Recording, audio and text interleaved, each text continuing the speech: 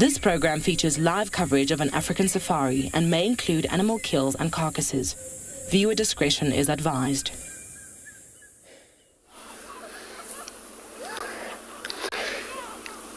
Good morning, everybody. Welcome to Juma Private Game Reserve. Here we're sitting at the Kalahari Dam this morning, but also looking, hopefully it's going to be a beautiful rise from the east. And that's what we're hoping for, the lights, so that we can find all animals we're looking for.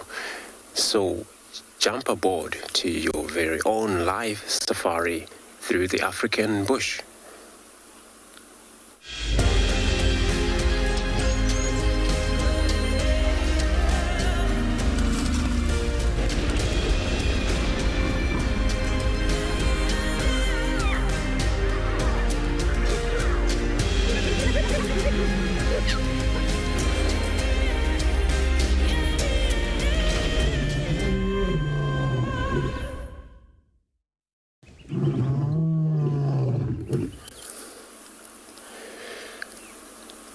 Morning, everybody, greeting from everywhere, and we are sitting here at Juma Private Game Reserve at the Kalahari Dam this morning, listening to all of the sound, but nothing really that I can hear yet. And my name is Andrew. On camera I have Theo this morning. This is the plan, to come and see if it's anything going to be around in this watering hole. But seems nothing really yet. Extremely cold, I might say. Temperatures of today sitting on 11 degrees Celsius, 52 Fahrenheit. But everybody, we're coming to you live from this area. So you can talk to us using hashtag WorldEarth on Twitter, as well as at FC on YouTube channel. Those of under the age of 18 years old can still pop us an email on kidsquestions@worldearth.tv. Always simple way. If you go register on World Earth website, head over to the live safari page and you can submit your questions. They will take them live for you.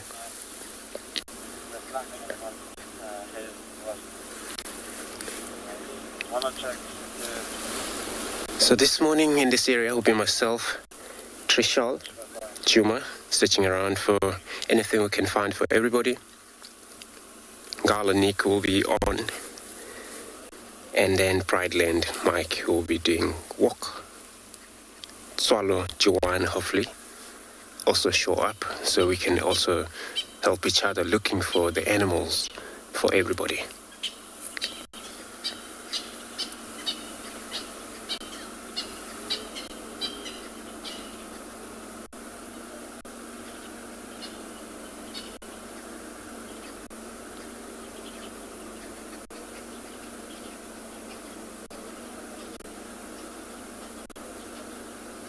That's just stunning. Hyena audio coming from away distances. Just gonna take another listening again.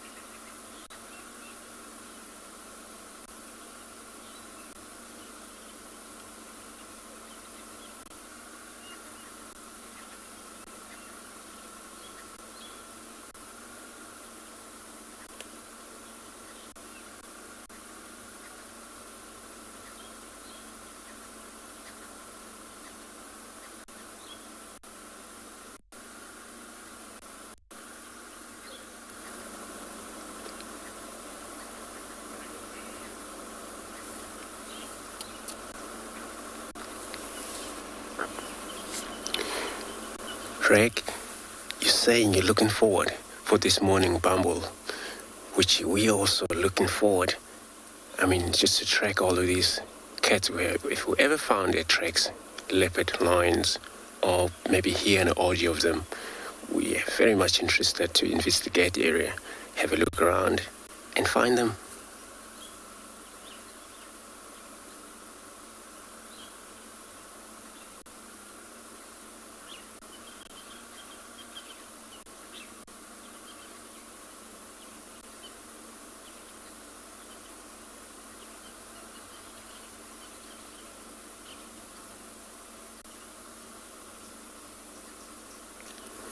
So I was hoping to see also if there's a hippos in this dam, but it doesn't look like at the moment. I've been sitting here for a while. I'm not sure, because sometimes I can do that. 5-6 minutes submerged down the water underneath.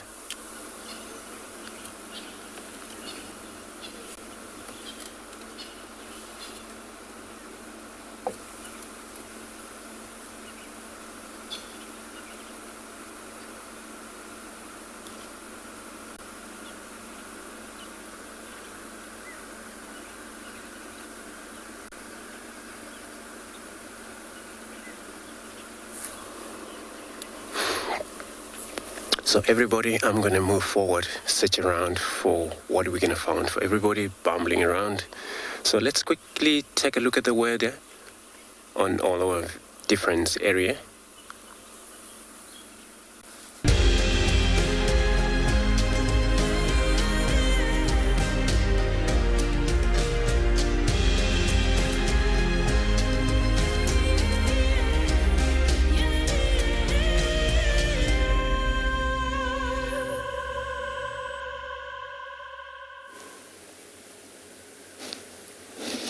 Good morning, everyone. Look at this beautiful, beautiful view here at Treehouse Dam. Also some mist rising off the dam and a stunning moon. And yes, it is quite cold, as you would have seen in the weather clip. Hi, everyone. It's me, Trishana. I've got Morgan and camera with me. We are pretty much doing the south this morning, not afternoon, and the east. So we're going to look for any tracks of maybe Kalamba, maybe Moya from yesterday, although she seemed to have moved west from Gari Main and pretty much Shibamu. And Andrew's going to work mostly the west today. So we'll just have a quick look here, see if we can help him out as we make our way to the east. But for now, we are just watching this very, very, very beautiful scene. I also want to take a moment to listen out while we're here, since there is the possibility of activity. We know that Kalamba has been using this area often, and Moya having been seen here means it's a good place to sit and listen. So we're going to do that for a moment.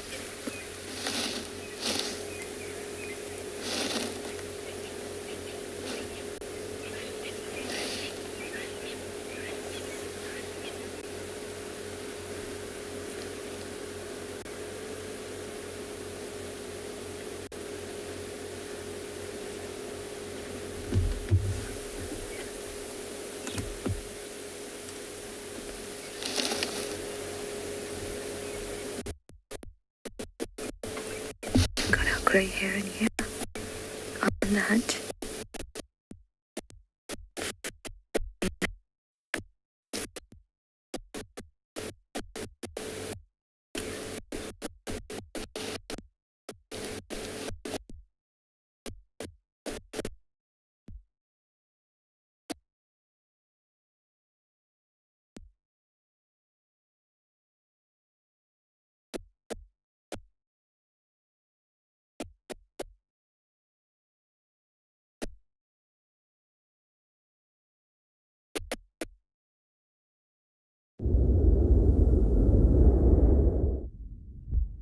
Good morning and welcome to And Beyond Ngala, everybody. And look at the stunning scene that we've managed to find this morning. No animals, birds, wildlife in the picture, just a beautiful view of the area where the sun is about to rise from. Oh, there's some birds. Did you see those white wings as they flapped? There's also one with a longer tail. So the first ones that we saw landing in the grass looked like a flock of red-billed buffalo weavers. There, those ones flying there. And then that one that's sitting in the top of that Not sure, looks like a jackalberry. A magpie shrike that we can zoom on over there. Lovely black and white colours. And they're active quite a lot earlier than what we saw yesterday, and it's still quite chilly this morning, so it's interesting to see how active the birds are in this part of the reserve this morning. My name is Nick, and behind camera we got Odie this morning, and our plan was to come to the eastern part of Ngala and have a look around and see if we couldn't find anything this morning. We've had no real wildlife as of yet, but we'll just keep checking and see what we can find. Have a look at the stunning full moon as well, which is about to set this morning.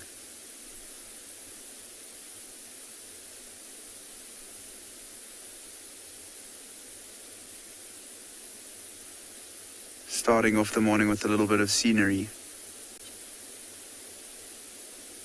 Mentioned it a few times before. It's also nice to just be able to turn the vehicle off, especially in the early morning like this. You could pick up on some clues, animals alarm calling, other animals vocalizing that could lead you to potentially find them. This morning we've just got babblers making an absolute racket. Oh, if you listen carefully.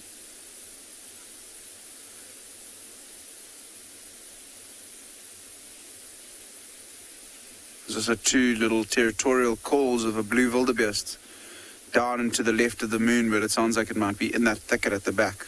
There's a road that passes through there, so when we are going to head in that direction. We're going to check a little bit further north along this road in the east.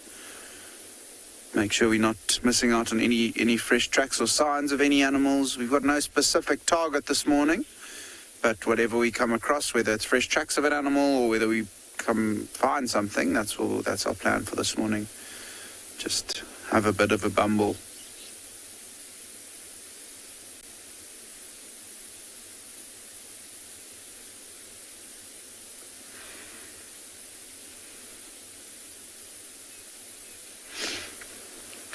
It is very still this morning, and it is quite beautiful. We've been lucky this morning with it being nice and clear, no cloud cover, no real wind either, and I think it's going to be a good morning in the Lowveld for Pridelands, us and Djuma. Hopefully there'll be some exciting things.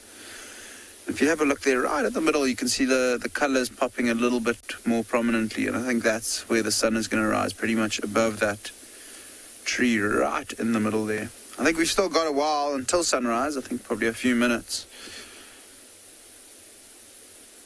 But quite a good spot to be positioning ourselves this morning.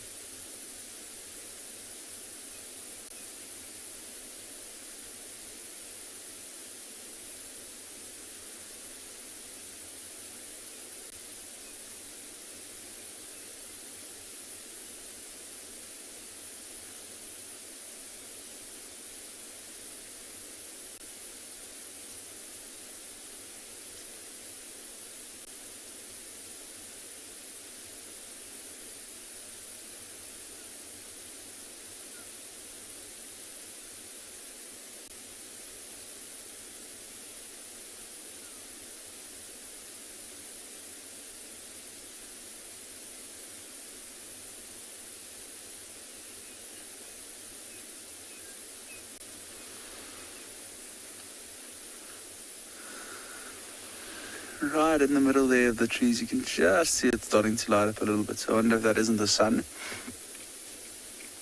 I'm expecting the sun to rise this morning at a very, very similar time to when the moon sets, because it looked like it was full moon last night.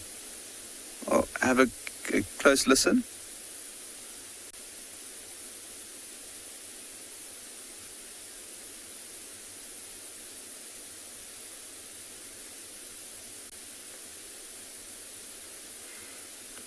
Stunning sounds of a spotted hyena calling in the background.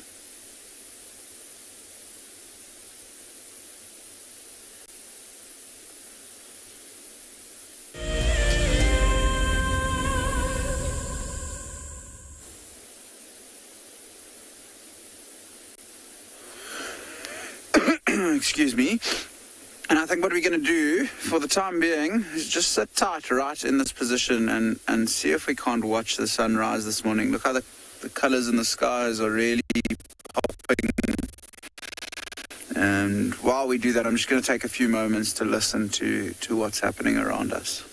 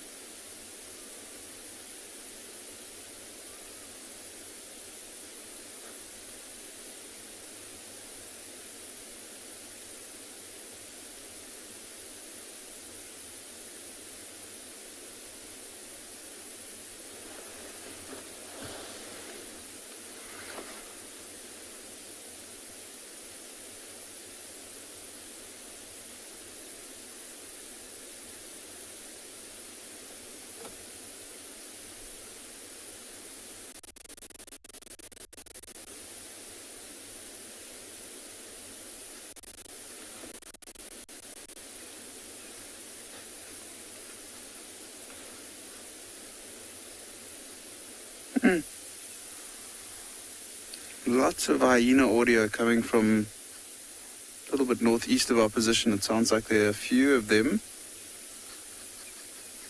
And they sound excited. So I wonder if it isn't just the greeting after being out and moving about last night, or if there's something interesting. But while the sun rises and we've had a good listen, I think what we'll do from here is just drive a little bit into that area and just go see if we can't find those hyenas. See what's all the fuss about this morning.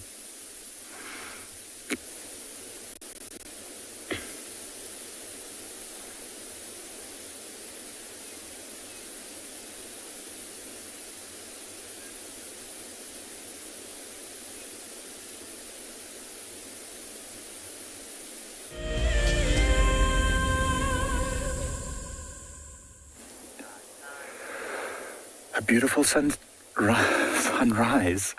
over the rocky area just to the east of Indlovu Dam.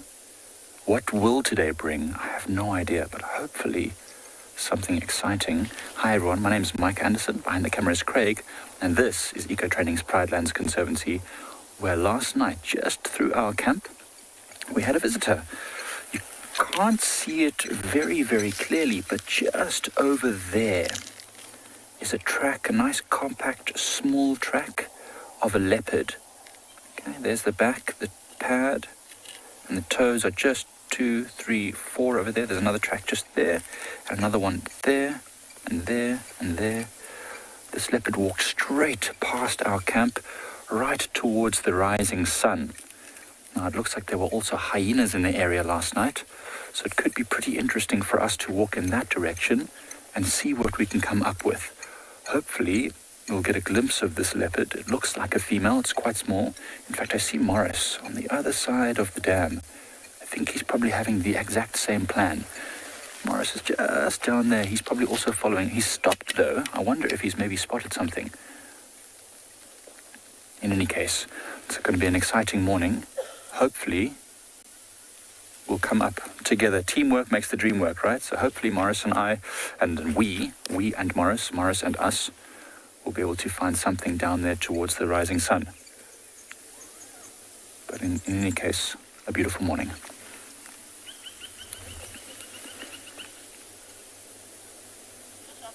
It's quiet yet. The hippo's in the dam, not moving at all. In fact, it's put itself deeper in the water than it was yesterday, probably because there's a little chill in the air. I don't know if you can see it from there, Craig. Can you see it? Just about. It's a little chill in the air. I think the hippo's gotten deeper into the water in order to try and keep itself warmer.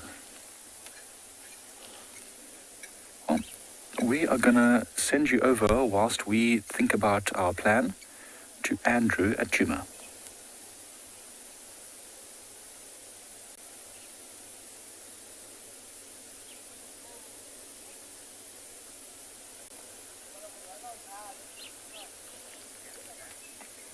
Oh no, you're going to stay with us. I think Andrew's having some I think Andrew's having some technical difficulties, so you're going to stay with us a bit longer. Sorry about that. But let's take a little bit of a wander through here and just see what other tracks and signs. Here's that hyena track I was telling you about. It's not really easy to see, but it's far larger than that leopard track that we had earlier. So there it is there. Some sort of nocturnal creature, a worm or a beetle of some sort, whatever it was moving here. And the hyena stepped on top of that. So that might have been fairly early this morning or late last night. This hyena was going this way, heading in the direction where our leopard was going. It's going to be a really nice day. I think it's going to be a hot day today with this haze on the horizon, creating this lovely orange sunrise. I think it's usually going to make it very hot.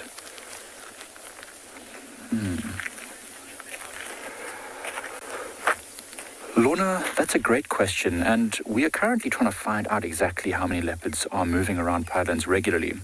I believe we have at least 6 individuals that have been identified as different animals that use this area, but there are probably some transient individuals that we might only see once or twice, and then we never see them again.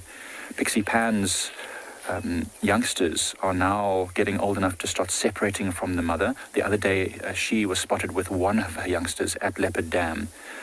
But Lorna, it seems like those youngsters are starting to separate from their mother. And so usually females might stay close, but the young male will almost certainly disappear out of the area.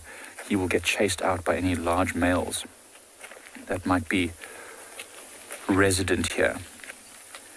So there's still more hyena tracks here, tracks of a very small animal. This is a civet over here. See, just in here. There's one there and another set there. That's a civet that was moving through the camp.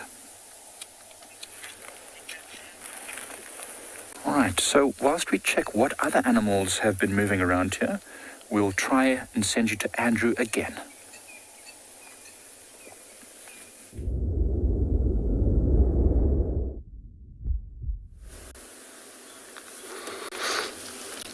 So everybody, we got the tallest.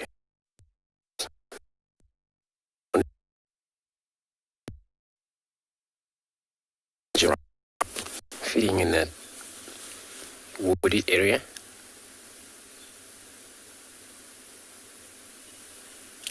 And this is where they like to spend most of the time, feeding in this thicket area.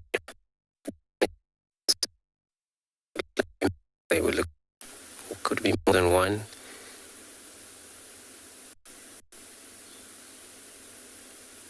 And another one didn't actually come out clearly, so we'll probably do that soon.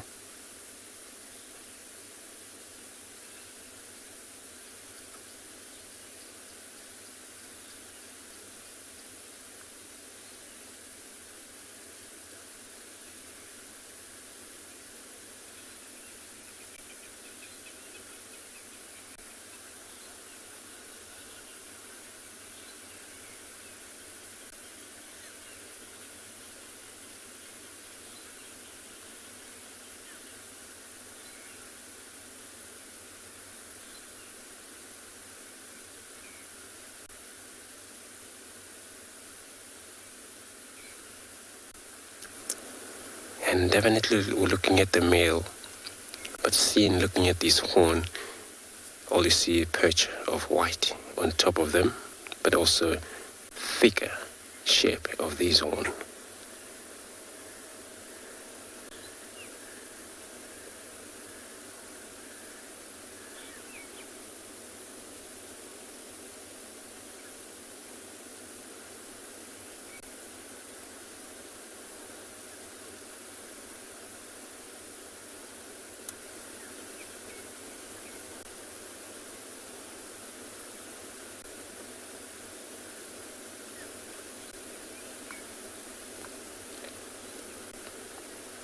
And there are a browser animal, which they would feed regularly on trees, leaves.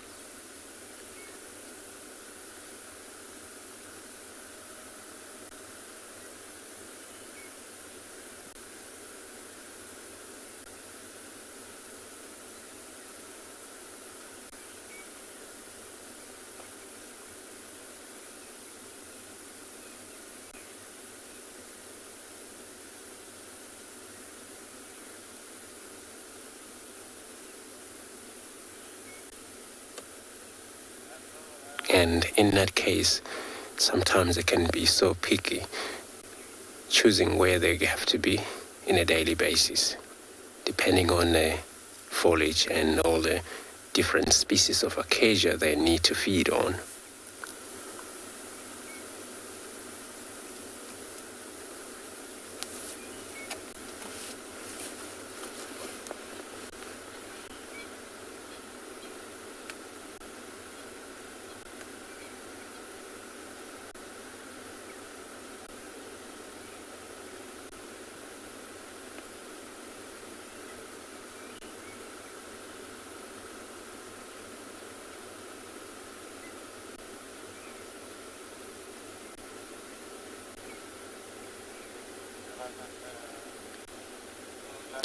So also in communications, they rely on visual communication, which is to see one another often from the way distances.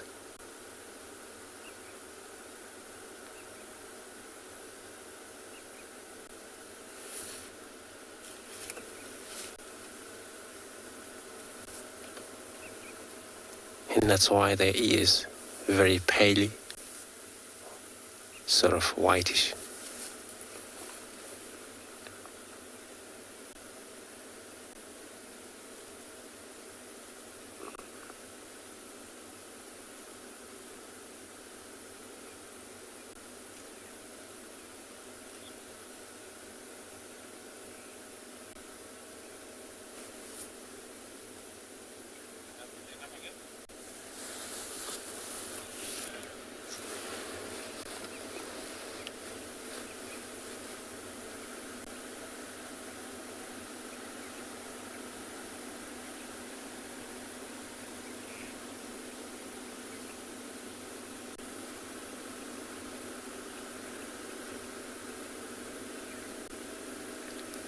So it looks like just change the spot to another tree to feed on. But anyway, I'm gonna go search if I found anything else.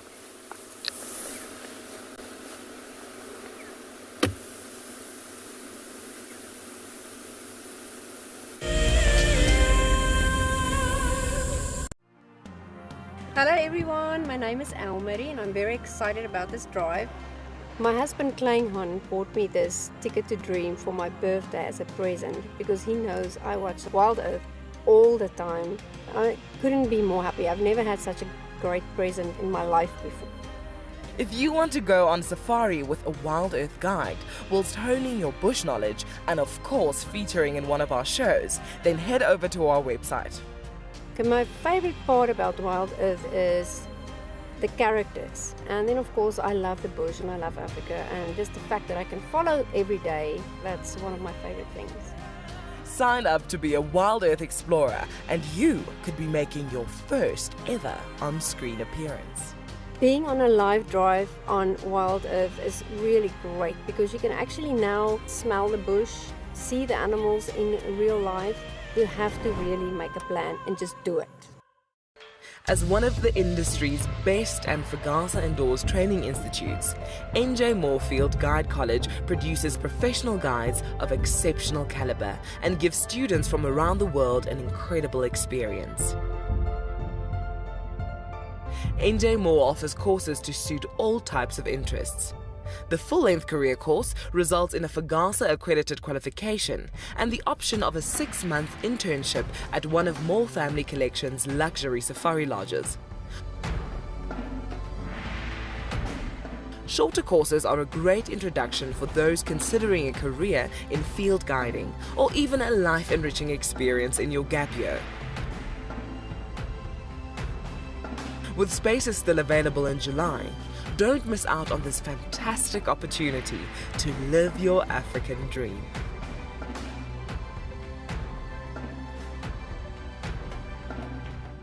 My name is Ross and I'm a field guide at and Beyond Pinda Private Game Reserve. I love getting questions from guests on Wild Earth because I love sharing and learning information about nature with new people, and it also makes me feel like you're all joining me in real life. If you want to ask a question on Wild Earth, then you need to register on our website. Once registered, go to our live safari page and submit your question below our live feed.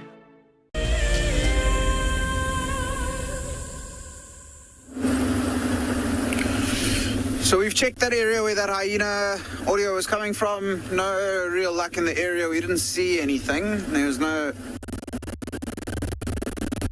activity going on around there. So we've decided to move out of that area. We're driving down this road. We've literally just driven up it. So we're not going to pick up on any tracks or signs that we didn't see on the way up, unless something's being really sneaky and crossing just behind us. And I think what we're going to do is we're going to make our way sort of a little bit more central this morning, head to a waterhole known as Kalahari Dam, go and see if there's maybe some hippos around or something else exciting at the waterhole. It's always a good area to check. Even if it is early in the morning, you never know what you might find around a water. And yeah, it's a little bit crisp now that the sun's come up. Its temperatures have dropped slightly, so we're just trying to stay nice and warm. And those lions that we were having a look for yesterday, one of the rangers has got tracks of them in an area in the sort of central western part. So maybe if they are found, it would be a good option for us a little bit later this morning, or maybe this afternoon even.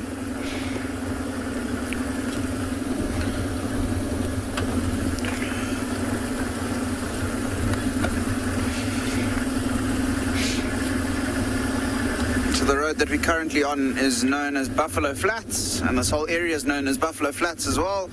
Not sure where it got the name, but it's quite a cool name, and it's a very beautiful part of the reserve. Nice big open areas, big clearings.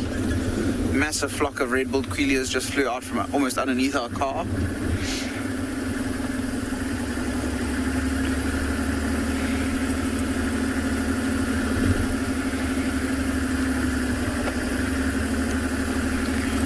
Good chance we might come across that blue wildebeest that we heard vocalizing a little bit earlier as well. We're now turning back towards that area where we started this morning with the shot of the moon. So maybe we'll be lucky to find him or some impalas. Haven't seen giraffe for a while, so I got a little bit jealous when I heard Andrew had found giraffe first thing this morning. So it could be something in the cards as well.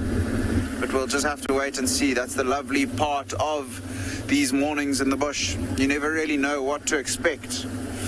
It's a flock of those red-billed buffalo weavers we had on earlier as well, all foraging this morning.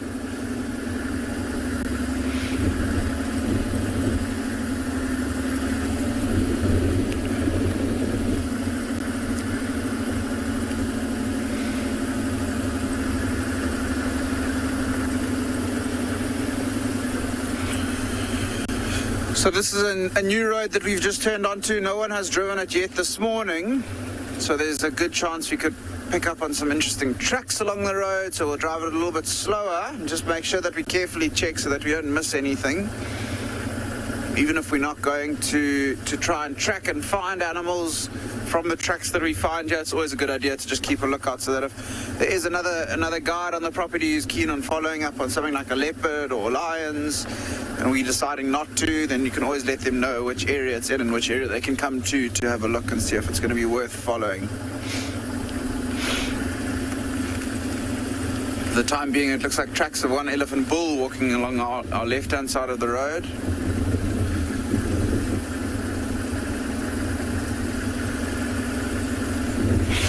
So Mindy, it's quite a difficult, I mean, it's actually a very simple answer, but the fact that Ngala doesn't have any fences, the animals move on and off the property all the time, barring some of the animals that have really small territories. But I think probably similar to Djuma, definitely similar to Pridelands, I think our most abundant animal is without a doubt the impala. And just because they have managed to breed so well, but if I had to estimate, I'd say there's probably between 2,000 and 2,500 impala around Ngala's property. It's incredibly difficult to estimate the numbers, but this is just working off game censuses from some of the private reserves that are north of us. I think one's about 65,000 hectares, and they on average have about 12,000 impala on their property, and you divide that hectares per animal, and multiply it, I think I worked it out to be about 2,500 impala that could potentially be on Ngala at any time. Second most abundant animal on the property, I think that's a bit of a tricky one, because it's probably going to be somewhere between zebra, wildebeest, and elephants, I would have to say. But those animals, or at least the elephant and the zebra, will move off and on the property at differing times. Tracks of this elephant bull still heading along the left-hand side of the road. They don't look incredibly fresh. We've got quite a few bird tracks that have walked over it from this morning already, which would have only really got active once it was getting light.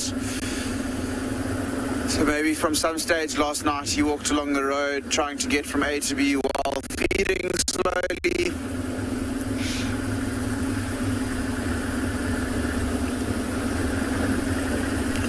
It's quite nice to be spending a bit of time in the east again. We haven't been into the east for the last two and a half days.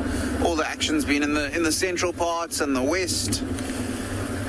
So it's always nice to just come and have a look around. Beautiful big Sodic sites on either side of the road here.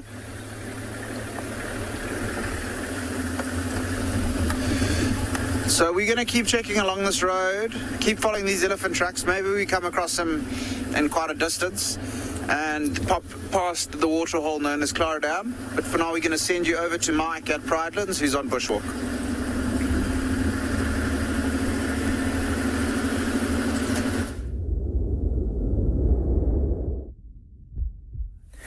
So the absolute cardinal rule of any wild earth drive or walk is you don't frame up a bird before you're live, because of course they're going to fly away immediately as we got live. They all flew away. There was a whole bunch of birds feeding in a little bit of an open patch over there, a mixture of firefinches and waxbills, probably quelea that are out of breeding season. It was really cool, especially with the backlight. They were flying and hopping, but then as soon as the camera panned to them, they were like, well, camera shy, goodbye.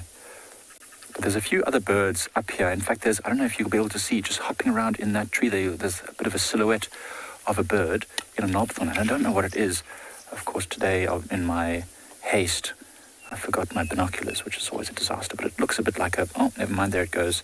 It looked a bit like a scimitar bill, gleaning insects from amongst the bark on that knobthorn. Now that it's drying up the bush, you can see it's very dry and there's lots of open patches starting to show. And in these open patches, the grass seeds are now exposed, especially with the wind every now and again scouring the surface like this. It exposes seeds that might have just been a little bit buried by the sand or by animals' movements. And so the birds are busy picking through this kind of stuff and looking for seeds and maybe even insects that are disturbed. As the seed eaters dig for seeds, insects get disturbed. And it's like that's how a bird party starts. So bird parties are usually consisting of many different species of birds. I can hear they're there. They're teasing me. They're taunting me from the distance. I can hear the southern black tit calling. And he's usually the instigator of a bird party. Of course, no, they are not showing. We have this little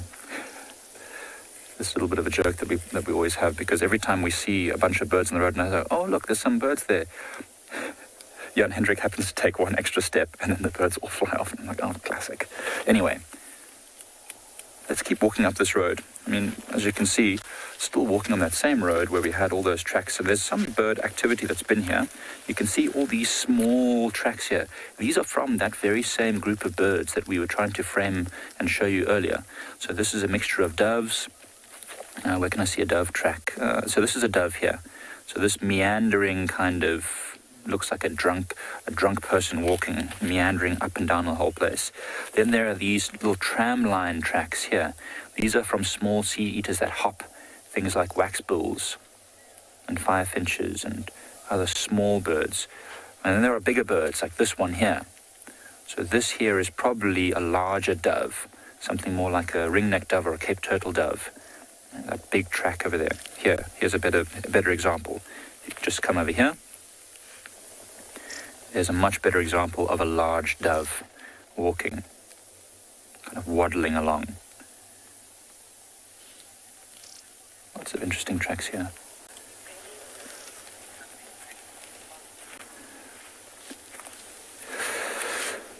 How do we make sure we don't become a predator's target?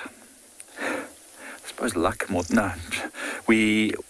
What we do when we walk is we're always listening to the sounds of the bush and following the signs of the bush. And most animals will give us clear warnings. Now, we're not on the normal menu of predators. Lions and leopards don't want to eat us. They want to avoid us because they know that we're powerful ourselves. So should we be walking in an area where, let's say, a leopard is lying up, chances are, as long as it's got an escape route, some place to go, it will run away. If it doesn't have an escape route and it feels a little bit trapped, it will likely growl at us from a distance already, and then we just stop and we make sure we know where the growling is coming from. And as soon as we figure out the growling is coming from there, then we start to just back away from that area. And so long as that leopard or lion or whatever predator it is knows that we are making clear signs that we're not coming closer, we're not trying to make conflict, then they'll usually leave us alone. And probably once they feel we've given them enough space, they'll get up and move away on their own. Remember, nothing in nature wants to fight unless it's over a specific resource like females or land or water or food. And we are not competing with these animals for any of those things. So as long as we give them the space they need, they'll usually leave us alone. Usually. We hope. 99.9% of the time, they'll leave us alone. Remember, we're meant to be here as much as... Did you just hear that? I don't know if you heard that. Did you hear that? I don't know what that was. That sounded a lot like a predator fighting with another one. Maybe two hyenas, or maybe a leopard with a hyena. It wasn't so far from where we are. I think if we continue following this road, we might see what that was. What do you reckon? I think maybe we'll get to see if we can avoid being on the menu today. Okay, so we're going to have to move quite quickly to get there.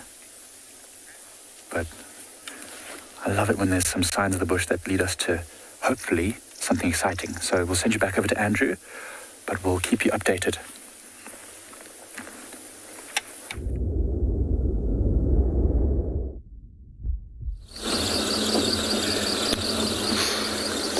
So we're also on a bamboo here, checking for the tracks.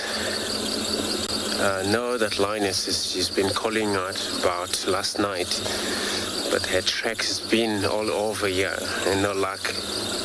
And then she's not calling anymore. We're not sure whether she got a pride or she just moved away from this area. But yeah, we're on a look around.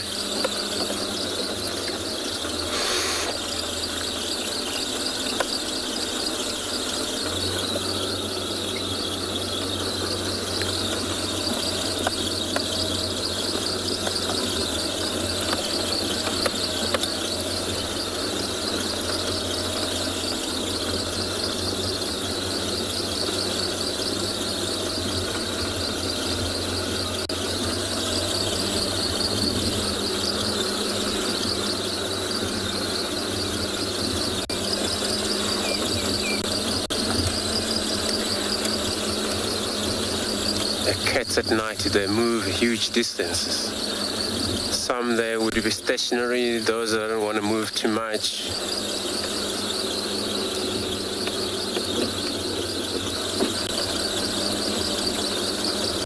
So, gonna carry on, Bumble.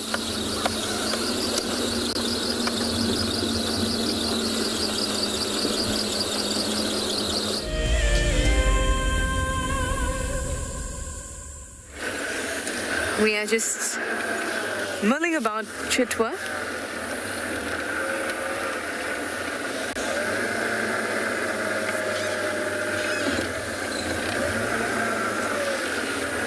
Just found a little fur. Very old though, it looks like it's blown through. I was actually hoping that we could find Tandy around here, but there are no updates for Tswalu just yet, and some tracks.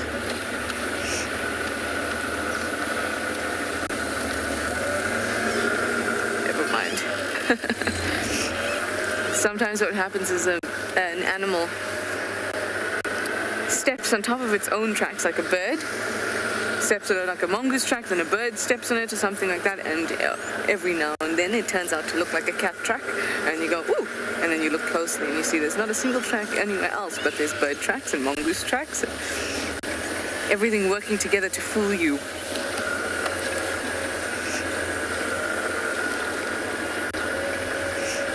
But this road is nice and smooth, with very few tracks in it, so if we do see something, it'll be very obvious, which is always great for tracking.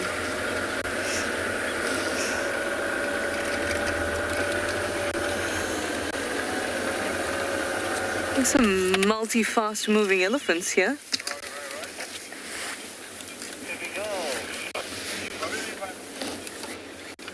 Something has bothered them. It's not us. We are not bothering you.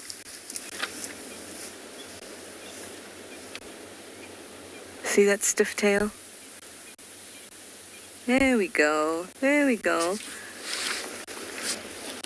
Hello, boy.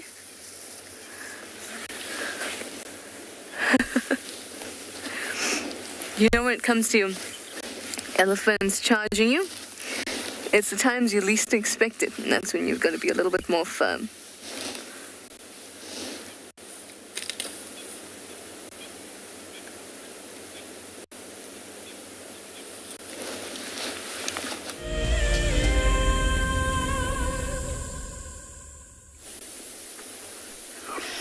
And our attempts at birding continue. Have a look at this beautiful bird in picture. Look at its long tail. You can see that darker color every now and then when it's in the sun. Have a look how that little bit of blue sticks out. It is a Birchall starling, and there's two of them that are busy looking for food in front of us in the grass. And really stunning when they come out into the sun and you get to see their feathers with the iridescence and the sun shining on them. Quite a relatively common bird around this part of the world, but nonetheless a beautiful one to have a look at.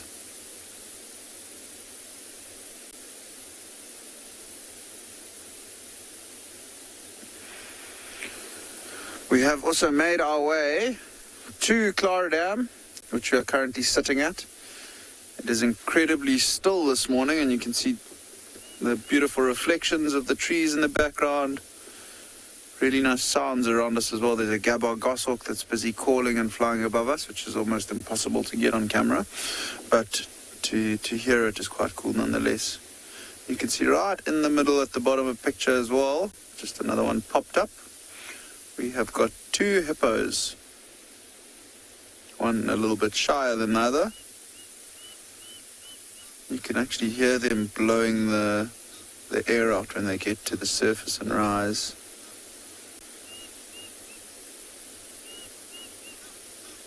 I'm sure these two hippos have been foraging throughout the night, trying to feed on as much grass as possible. And then as it was getting light this morning, I'm sure they returned back to the safety of the water. It's getting to the time of year where they're going to have to be moving greater distances every night, because around these watering holes, you can imagine, as all the other water sources around the property dry up, all the animals then have to come and drink at these specific or larger watering holes. And once that is the case, then the animals they don't just come here and drink, they'll feed into the water hole and then drink and then feed back out. I promised ourselves that we would not put Egyptian geese on, but they are causing a bit of chaos this morning.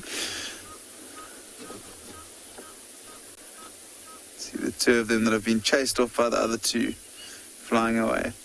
But back on the topic of the hippos, this time of year with, as I said, the water only being the bigger watering holes where there is water, the animals feed into the water, drink, and then feed out.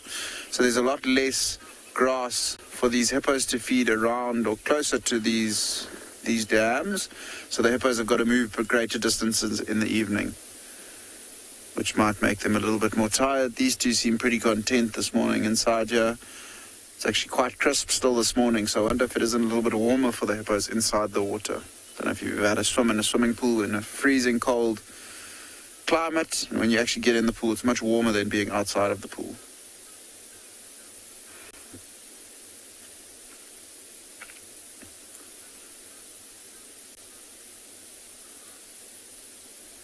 Other than that, we wouldn't have expected to have found too many animals coming to drink this early in the morning. But it's always good to check. You never know. The other day we had a young male lion.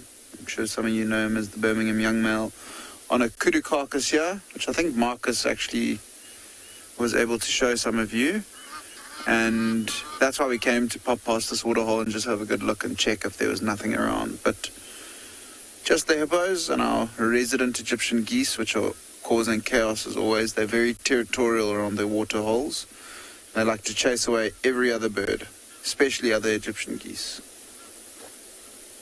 Oh, hippo chomping a little bit at us. You can see how this hippo is really focused on us since we've arrived.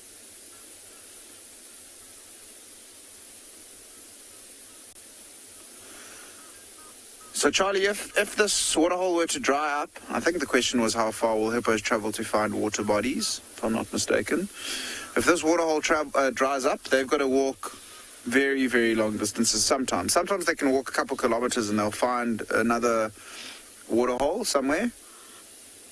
Other times they can walk and walk and walk and walk. You can imagine in a drought, 2016, 2017, when the Kruger Park and this region of the Lowveld had really poor rains. Sorry, these Egyptian geese are obviously not happy with my commentary this morning. But if they've got to walk really big distances in that drought, for example, and there's just no water, sometimes they'll walk 20 kilometers, 30 kilometers without finding water. And they can survive without water. They don't specifically require water to live inside the water, but you can imagine in those sort of droughts there was no water, and lots of the hippos around this area ended up dying. It was also mainly because of a lack of food and less so water. But I've read that they can feed between 6 and 10 kilometers in a night, sometimes 12 kilometers, just feeding, moving around and coming back to the waterhole. So you can imagine if this dries up and they need to look for another water body, they could end up having to move 30 kilometers.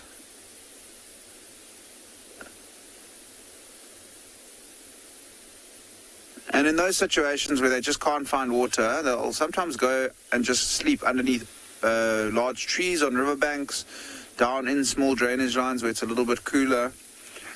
But nice that we got to spend some time with hippo at the waterhole. Finally, the Egyptian geese have left. So I think what we'll do is just enjoy the peace and quiet for another few moments and then move on. I think it's quite a good idea to just go check that tree where that leopard and her cubs were. One other ranger's been there this morning and he said there was no signs of her. But now that it's a little bit warmer, I think it might be an idea for us to just pop in there and see if we can't pick up on some tracks and signs of her.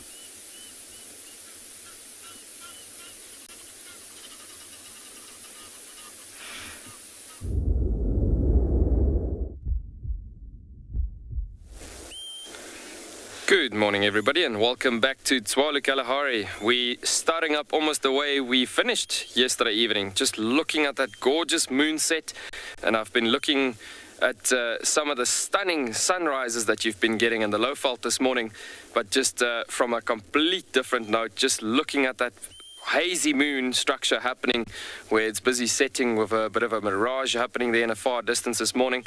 Just very, very beautiful seeing that reddish colors appearing as we still in a bit of a crepuscular time here with dawn and dusk structures happening as this type of light is happening at the moment with the moonlight there, and you can even see the shadow of the earth happening at this particular time. Just very, very beautiful looking at that linings.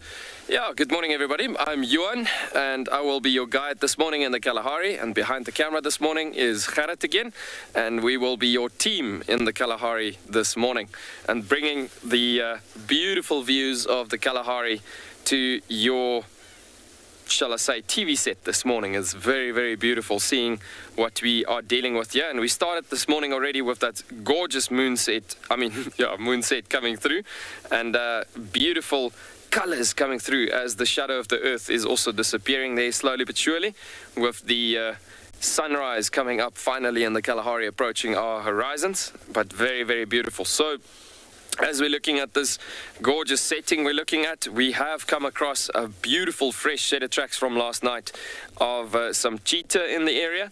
So the main objective for us this morning is to go look for the rockstar meerkat colony, and then also try to scratch around for some cheetah, as we already discovered that there is cheetah in the area also already in this particular time. So a bit of both worlds we're trying to do this morning, but beautiful looking at the morning, starting up this morning with that stunning moonrise and that beautiful colors we're looking at there. I mean, just gorgeous, stunning.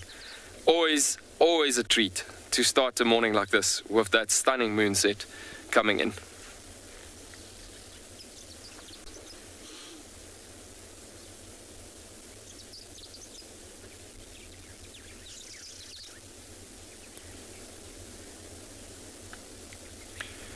Alrighty folks, so we're going to continue going and work our way slowly towards those meerkats, keep on going and see if we can pick up on any cheetah this morning and this beautiful dunes stretching in underneath that moon. But we'll keep you posted.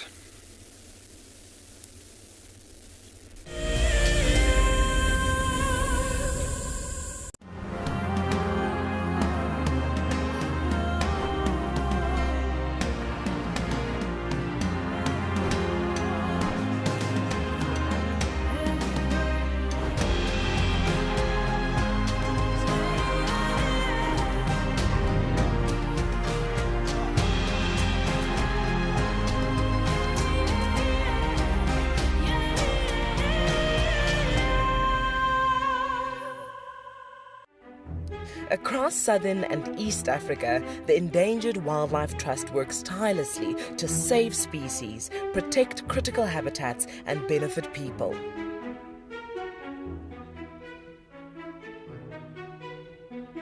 Join the EWT in returning wildlife to the wild. Go to ewt.org.za to find out more and follow our socials to see how you can get involved. Protecting forever, together. I love being a cam-up for Wild Earth. The animals coming right up close to you, especially like lions. Sometimes you get nervous, but you have to go with the flow. My favorite animal to film is the elephant because of how big it is. But when it's really up close to you, it's one animal that you would say, I really respect you.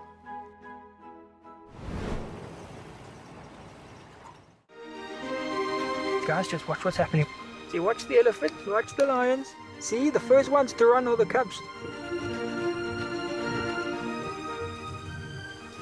Can you see them? They are right here. I'm not sure how scared you were, but I was quite nervous. But absolutely incredible. Expect the unexpected here on Wild Earth daily. Hello everyone, my name is Trishala and I am a naturalist and safari guide here in Djuma Game Reserve in the Sabi Sands in South Africa. I think that the information that we provide and most importantly the questions that you ask give both you and I a really good idea of what's going on.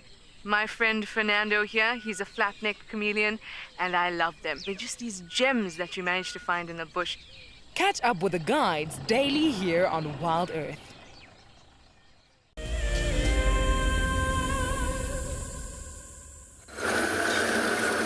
Hi guys, just very much enjoying the sun warming me up, but there's some very upset elephants all over the place. I see more running up this crest. There's one youngster gave us a hard time up there, I mean relatively hard time.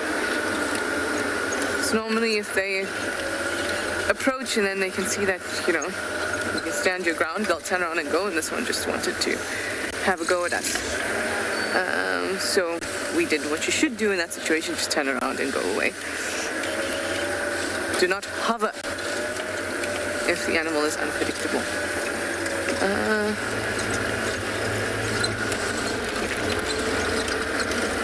Looks like they went around here.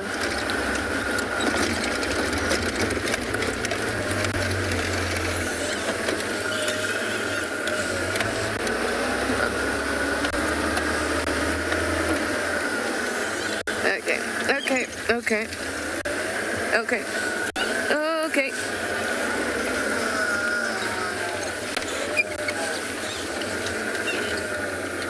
You can pan if you want, Morgan. Wait. Okay. No. Go on.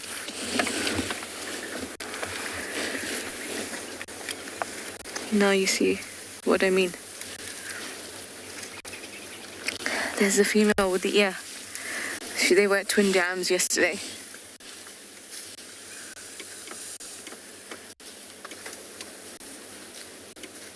See, that's a difficult kind of situation because you can see that they're in a frenzy.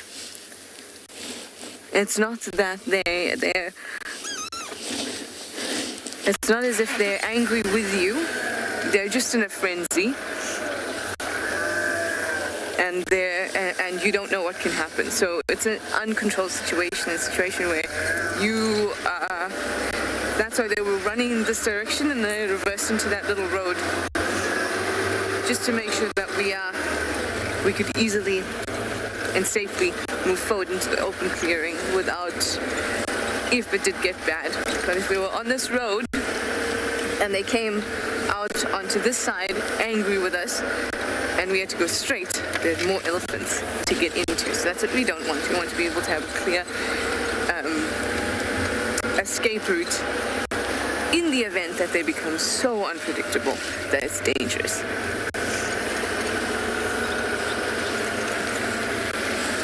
Now we need to find out what has spooked them. Either a predator or an elephant bull that they're not too happy about. It's just that this is the second group. I mean, it's probably part of the same herd that we saw, but about like 7 minutes ago we saw the first lot go past us, the one I was telling you about, and now there's this lot doing the same. So I wonder if they're all passing a predator.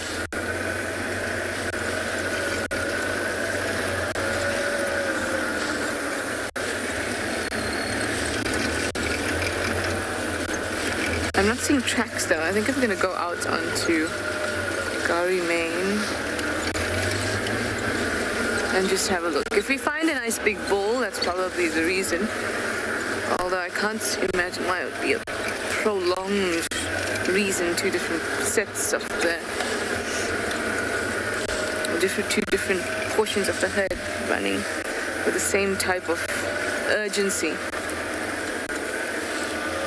I think I'm going to send you over to Ngala with something while I go and check out the tracks on Gari Main.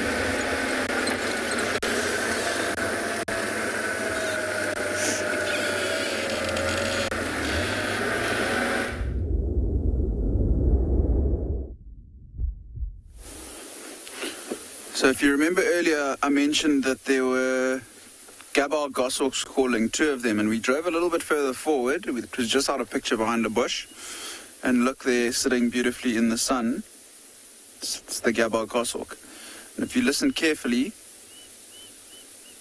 that whistling noise is the call of this bird.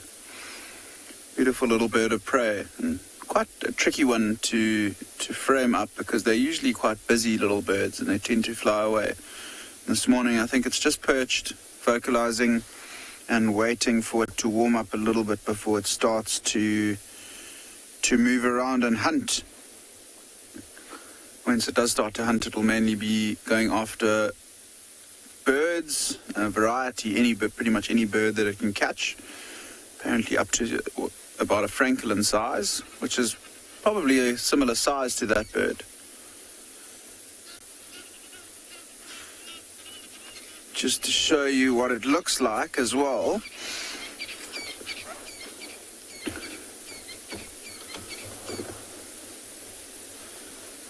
Yeah, in the book, and this is the Gabal goshawk up on the top left and sort of across the middle of the page. And the one we're looking at is very similar to this one, the normal morphed Gabal goshawk. You can see what the juvenile looks like. And then there's also a melanistic morph that we sometimes see. It's not as common, but it's not incredibly uncommon. And it's quite interesting about the Gabor goshawk in flight. It's one of the easier accipiters to identify. You can see here it's got a broad white rump. And the juvenile also has it. And to be honest, for the first time, I've noticed that the melanistic morph doesn't have that broad white rump. And a bird that you could potentially confuse it with is maybe a lizard buzzard down here, which Dan actually saw in Ngala yesterday for his very first time over there. And you can see it's a little bit different. It's got the darker eye, and then it's got that conspicuous black throat stripe. Also has the broad white rump, but then has another 2 bars of white at the back. Which is quite easy to identify. And then the other one we might confuse it with is a dark chanting goshawk, which is a much bigger bird, not on this page, but much, much bigger. I thought I'd just show you what the different forms of the bird look like, and it's quite nice that we got a chance to see it. And Odie's just going to go back on it, and we'll have one last look. And then I think what we'll do, we've sort of covered everything that's at this waterhole.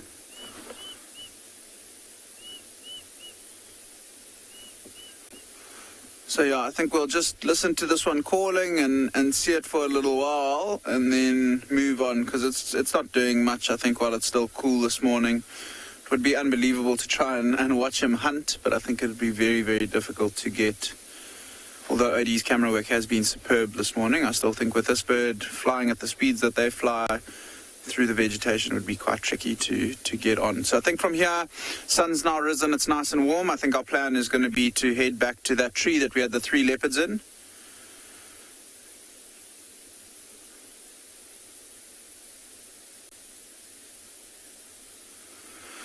So before we move on, Crazy Cage has asked if birds act territorial, I think, towards us as humans. I haven't had it where birds try and chase humans because of their territorial nature. The only one that I can potentially think of is some of the lapwings, specifically blacksmith lapwing and crowned lapwing. If you walk near their nests, sometimes they will dive bomb you and try to chase you away. But I think these territorial birds, they don't mind people in their areas, they don't mind humans coming into their space, so they won't mind us being in their area too much. But we have seen with those, they're the blacksmith lapwings on camera. So those are the ones that I say will sometimes dive bomb you if you get near their nests. If you ever play golf in Johannesburg or anywhere in South Africa, you will know these birds quite well. And they are rather beautiful.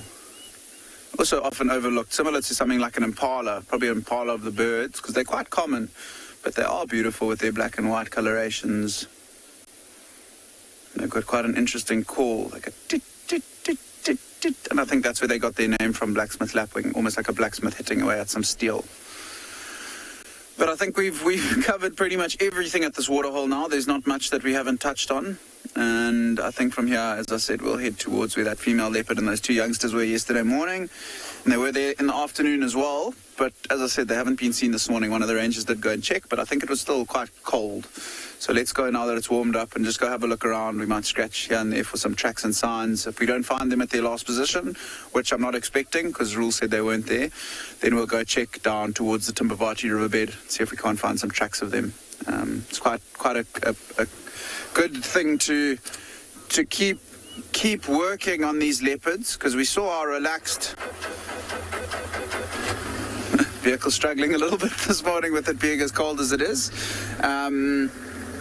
It will be a good thing to work hard on them, because we saw just in 2 drives how relaxed those youngsters have become with the vehicle.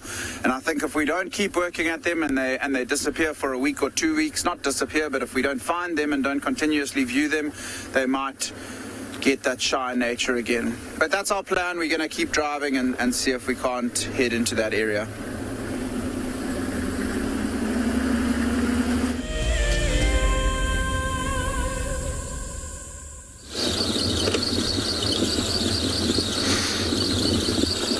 So we also Bumble, so we have checked where that lioness had that kill from Taba Ngumi, and then there's nothing, so it's completely done. There are no cats and no evidence of any bones, so it's cleaned. So So it's quite a few tracks of hyena also, all these roads. But we're just hoping to find either cats or any hyenas around here.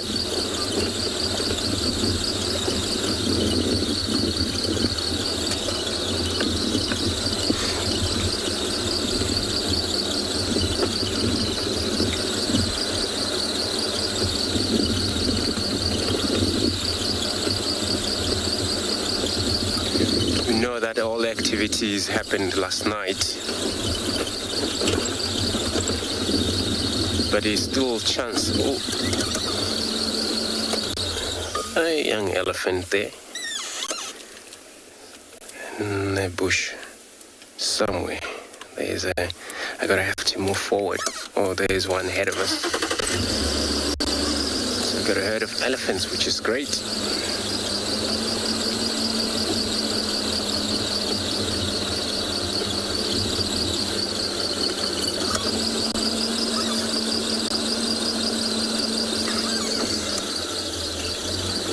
I think, Theo, let's have a look at these one day. So perfectly.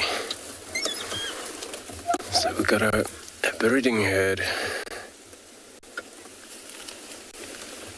of elephants, which that one is on top of the mound. It looks like just bigger than all of them, but it's on top of the mound, reaching all of those branches.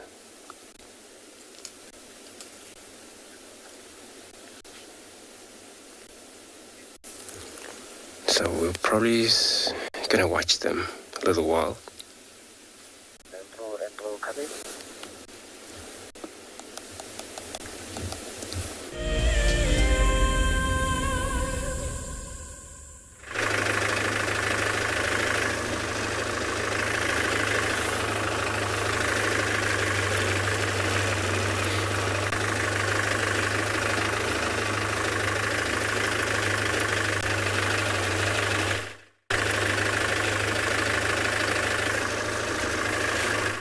Everybody, so we are busy on these cheetah tracks that has been coming across in this particular area, as we are looking at the area further north of where we've been going to.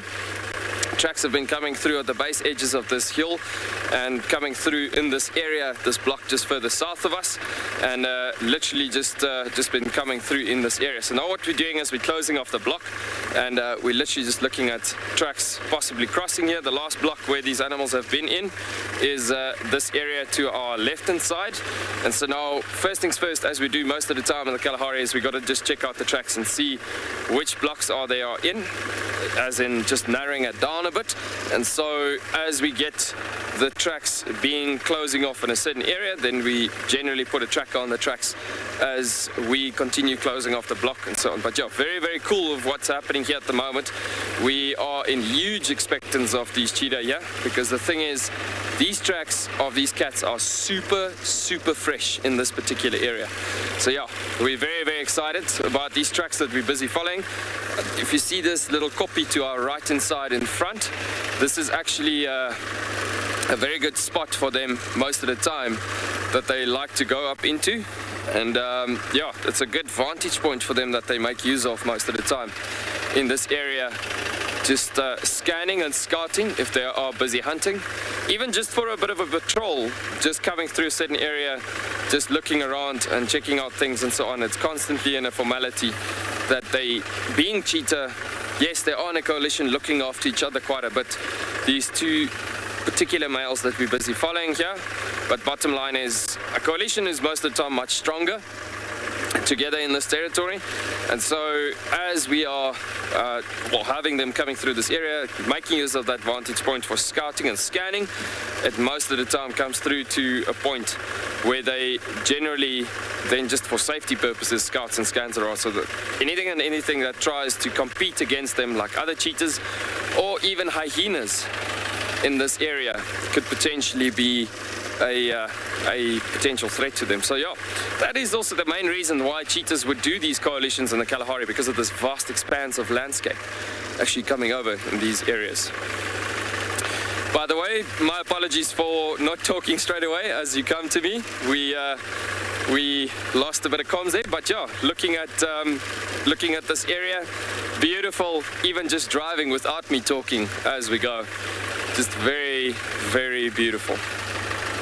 So at the moment, there's a huge amount of porcupine tracks coming through at this particular position, but like I said, that fresh tracks of those cheetahs been crossing into this block on our left hand side, and we're still looking for those tracks coming across. As of yet, we haven't had any tracks crossing, but I'm actually expecting, if they are still continuing further north, maybe they might have turned further northwest. If they are turning off, I would think that they would potentially be crossing in this area that we're driving here. In the meanwhile, while we're busy tracking on this cheetah, we're going to be sending you back over to Pridelands.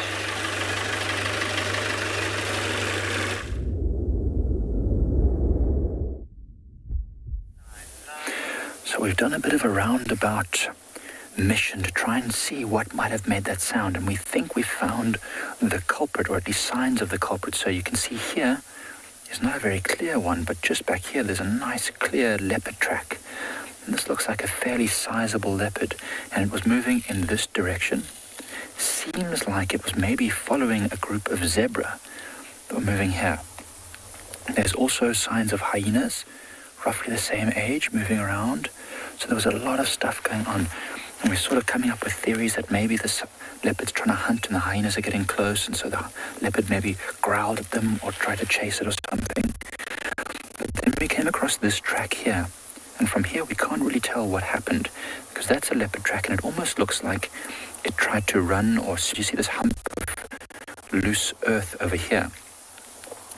It could also have just stopped here to have a look, maybe turning over its shoulder, pivoting on its heels. But in any case, a few more tracks. 1, 2, there's one there, there's one there, and then there. And from here, we can't really see more tracks. So we wondered if maybe around here somewhere, leopard might have maybe turned and gone into this bushes here. You see where there's a bit of a game path, or at least an animal walked through there. We haven't heard any more noises, we haven't heard any more sounds, but that's the last sign we have. So we're still on a mission this morning to try and find the source of that noise, but we haven't found it yet. It's always nice to try and piece together what's been happening in the night. And there's been just so much activity here. I'm certain that this leopard must have tried to hunt something, because it's been meandering, it's been walking straight down a road. It's been literally going down one road, then turning, going down another road. It's not normal behavior for a leopard on a patrol. But anyway, we'll keep you updated. We're going to keep trying to follow these tracks and seeing where they head. In the meantime, we'll send you back to Djuma.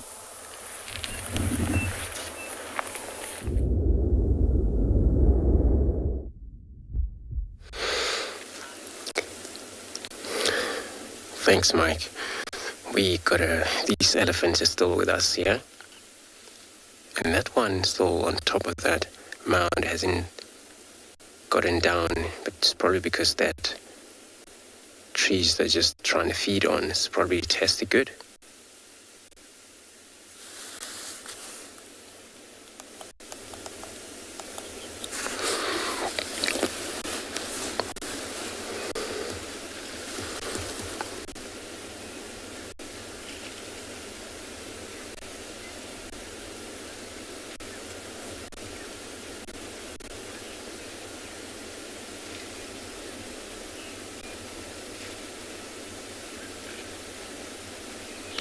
So this is all a breeding herd.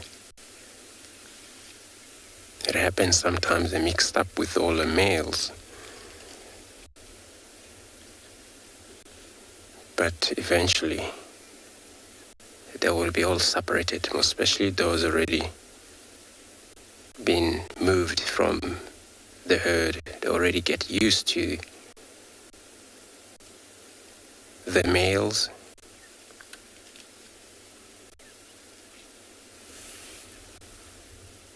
Which they're in a bachelor group.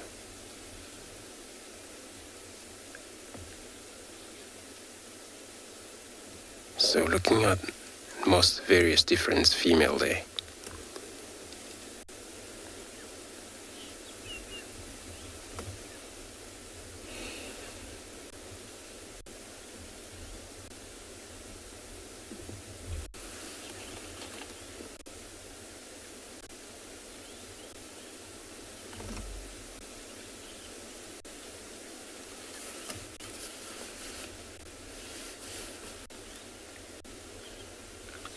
and it's still a little foggy, misty, and great morning for elephants, for them to stay and feed without worrying about the heat. It's always a good idea.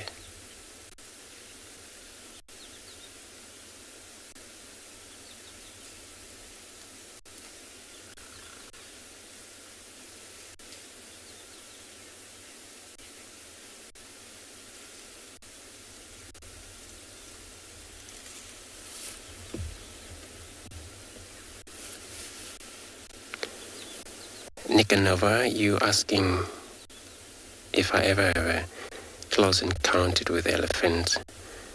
No, not yet. A lot of friends of mine have. But, I believe it's still going to happen. When in a field, things happen. I know I try to avoid them. I try to respect them. But that can happen even that you do that.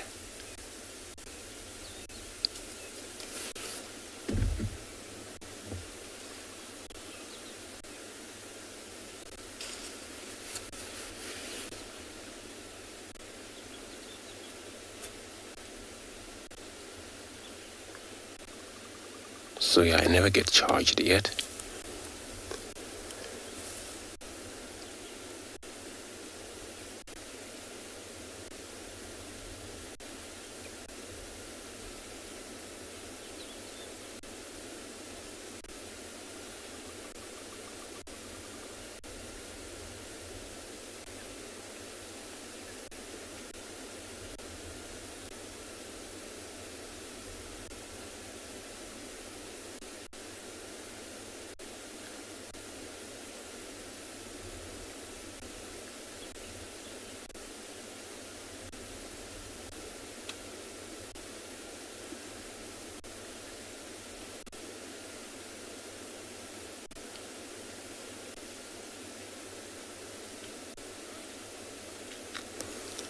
So I'm going to try to reposition. Hopefully we see more of these elephants on the other side. I'm going to be sending you across to Ngala.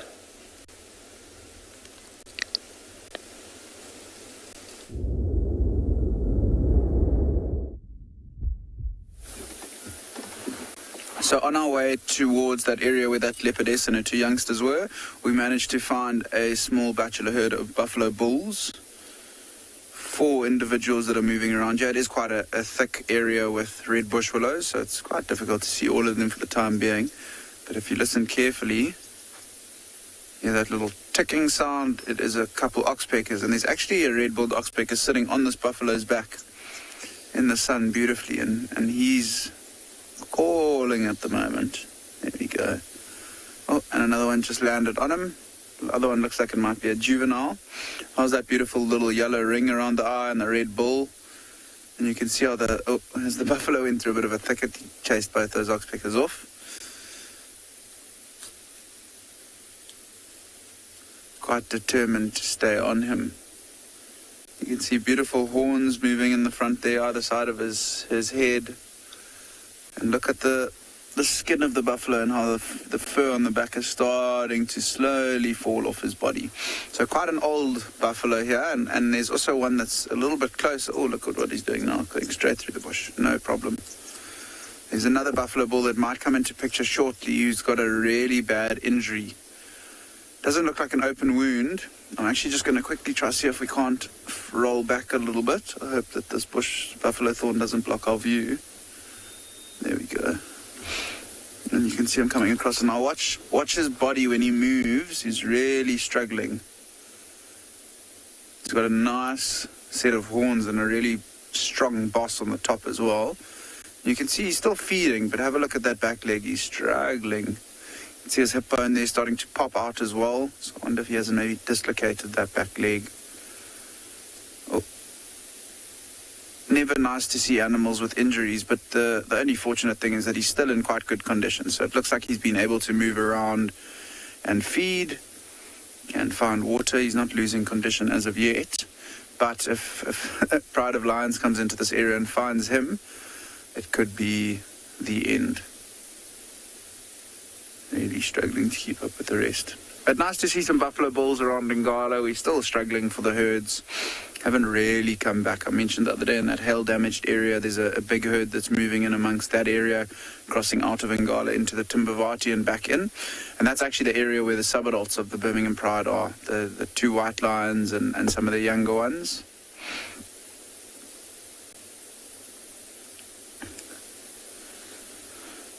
So I'm just going to quickly see if we can't sneak forward just to improve our view. I just want to have a look behind us and to the right. There was a buffalo bull on our right-hand side as well. But I don't know where he's gone, so we're going to have to try see if we can get another view of this injured one.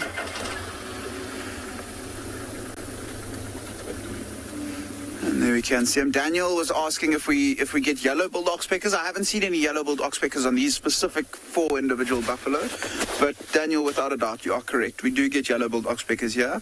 And we're actually seeing them more and more nowadays. So I think they might be breeding quite nicely in the area. This would also be the animal that you would expect to potentially find yellow-billed oxpeckers on. Because they tend to prefer the larger... Hey, there's a yellow-billed oxpecker there. Can you believe it? So I think the one on the has it flown off? No, it's just flown off, but good call, Daniel. There was a yellow-billed oxpecker. That one sitting there is actually still a yellow-billed oxpecker, but it's very tricky through the bush to see it. But well called, and you tend to find them on these larger herbivores, on things like buffaloes, other big herbivores, not so much elephants, but buffaloes, kudus, animals that we're not allowed to mention. Quite nice to see both species. What I noticed interestingly the other day is that we actually had a discussion with one of my guests who is quite a new birder, and he was saying how the yellow-billed he was struggling to identify the difference between the juvenile yellow-billed and the juvenile red-billed. Just bear with me, I'm just going to grab my book. It'll take me a few moments. It's in that little cubby hole. And something that I'd never noticed, which he pointed out to me, is the difference in the eye, which I just saw right now having a look at the yellow-billed oxpeckers. If you remember with the red-billed oxpeckers, I mentioned that they had the little yellow ring around their eye. The eye is still red, but they have the little yellow ring around their eye. And if you look over here, you'll see the red eye on the yellow-billed oxpecker with no yellow around it, and the red bill. And you can see juvenile becomes a little bit tricky because the juveniles are very, very similar. So you need to sort of look for the adults when IDing the juveniles.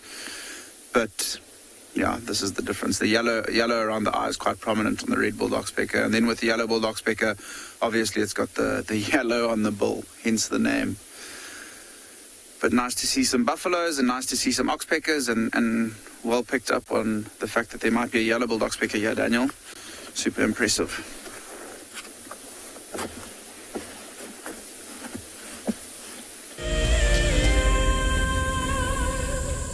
The annual Safari Guide of the Year competition aims to create awareness for those men and women who dedicate their lives to tourism and wildlife. This year's event will be held at Marataba, a breathtaking privately managed section of the Marakele National Park in South Africa's Limpopo province. In celebration of this, Wild Earth and Marataba Luxury Lodges are offering all explorers a chance to win a 3-night stay at Marataba Safari Lodge for you and a friend. In addition to a spectacular land-based safari, Marataba Luxury Lodges offer an opportunity for guests to cruise peacefully along the Matlabas River, watching the animals as they drink and wallow. The lodge offers you a chance to lie by the pool or enjoy a spa treatment, and one night could be spent sleeping out under the stars in a luxurious treehouse. Sign up to be a Wild Earth explorer before the 30th of June, and it could be you heading off on a long-awaited getaway. Wild Earth Explorers.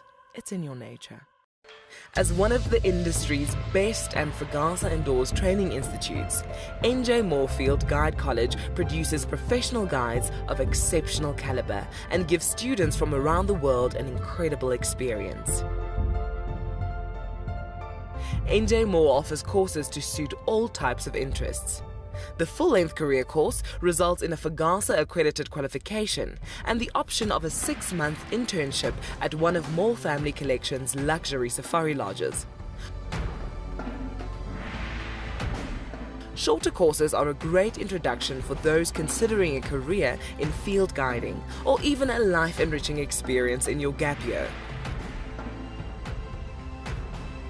With spaces still available in July, don't miss out on this fantastic opportunity to live your African dream.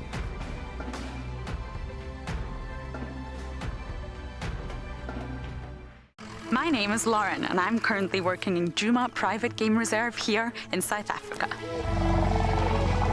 I love answering your questions during the live safaris. It's my favorite part. It feels like you're on the vehicle with me and I'm able to teach you exactly what you want to know.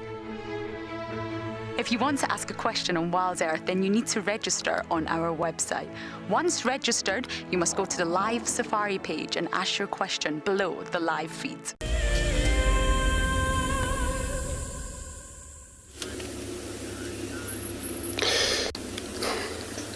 So everybody, we came to the road now just to get a clear look at these we're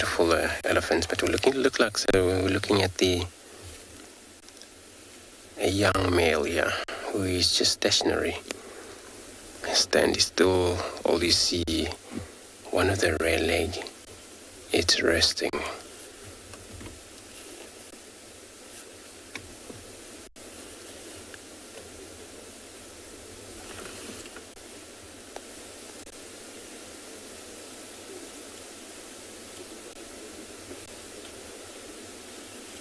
It's so that they spend a lot of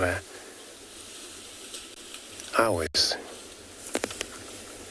standing feed, and now it looks like he's just done resting, so he's probably gonna move around a little bit.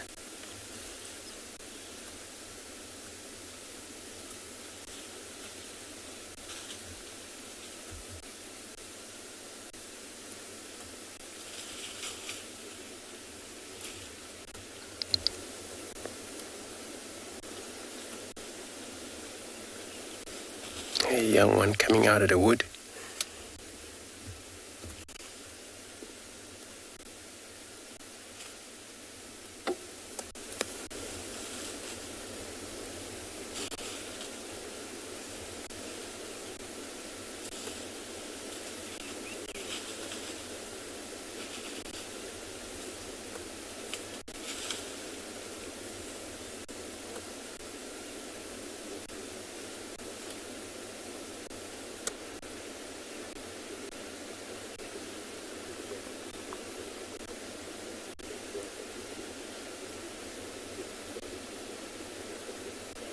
So we're joined by the other vehicles on the side, also enjoying the same animal.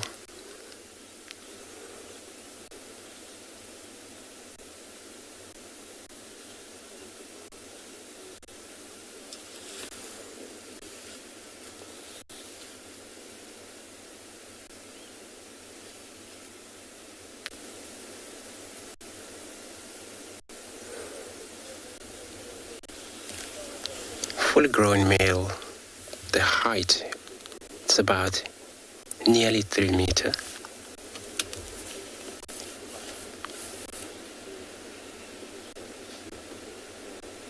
And they would weigh nearly 6 ton, 5.5 ton. That's these males.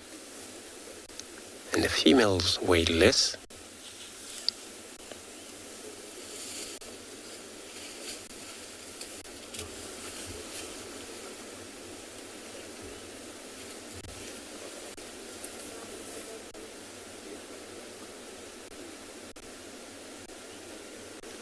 And they had a gestation period of 22 months, which is like almost 2 years. And the at birth calf would probably be about 90 centimeter tall. So it's already, well, it's bigger, can be probably wobble around trying to follow its mum. after about half an hour.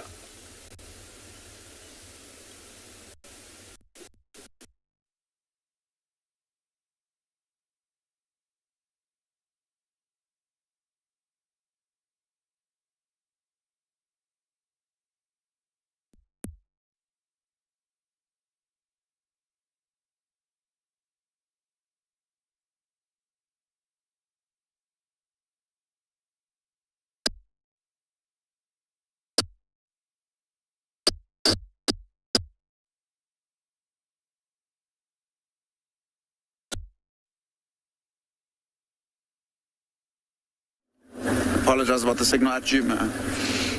Sorry about the little signal difficulties that we are having. Can happen when running these live safaris from the African bush. And as you can see, we are just dropping down into the Timbavati riverbed. We did check that area where those leopards were last seen. There's no sign of them, no sign of the carcass. So it looks like they finished it off and have moved off. I wonder if maybe one of the youngsters didn't try and fiddle with that carcass last night and ended up dropping it out the tree. But our best bet to try and see if we can't find them is to come down into this riverbed and see if we can't pick up on any fresh tracks and signs.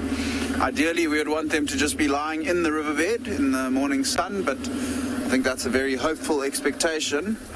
It's really important to just slowly check around here. Tracks, it's just a hyena crossing over, so not of too much interest to us. But always stunning to drive in the riverbed once it's warmed up a little bit. This morning at about 6 o'clock, this would be the coldest area on Ngala, so I wouldn't have expected her to have brought the little youngsters down here. But now that it has warmed up, she might have brought them back to drop them off at one of her thicker areas that she's been leaving these two youngsters when she goes out and marks her territory and looks for food. But also now she's been eating that nyala for a good couple days, so she's probably quite full as well. So I don't think she would have moved too far away from that jackalberry tree where we saw her in yesterday morning and where she was yesterday afternoon. So we'll just check slowly along the river bed. Make sure we're having a good look, especially in some of the smaller trees around. We've been seeing these youngsters up in bush willows and little wattles. And there are tracks in the road, but I think it's also hyenas.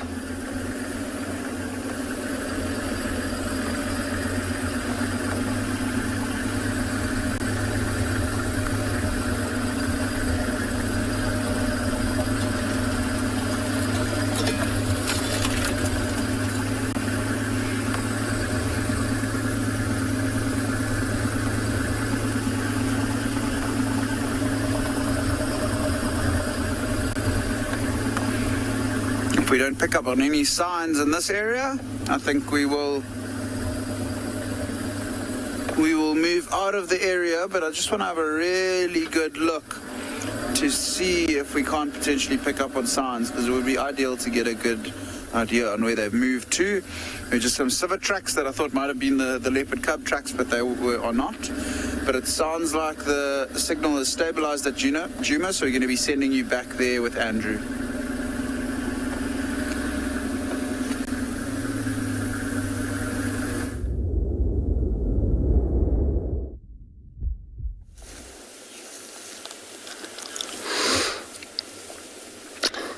So everybody, with these elephants, just closer look at this young male over here.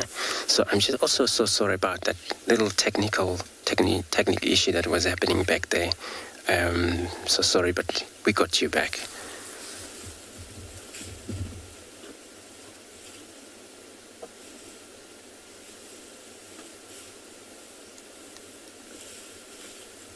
But he's probably around over 20.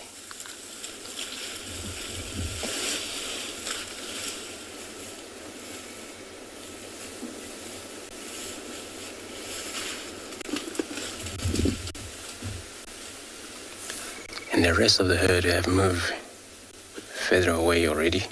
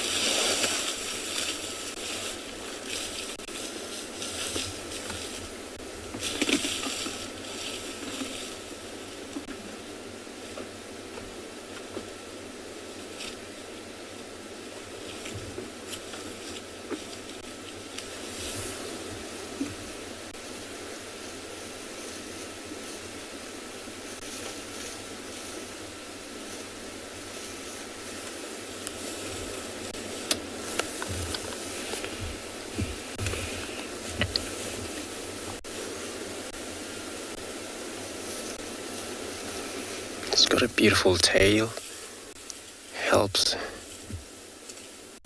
getting rid of the flies from the backside.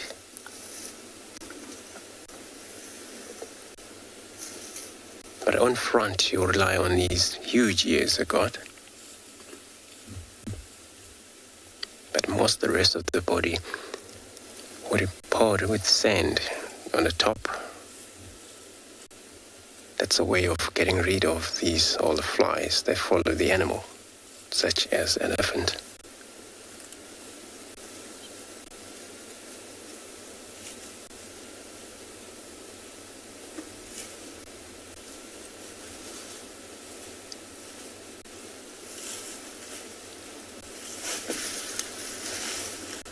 And these ears play important roles in cooling off the whole entire body of the animal. And they flap them, especially during that rise of the temperatures of the heat during the day.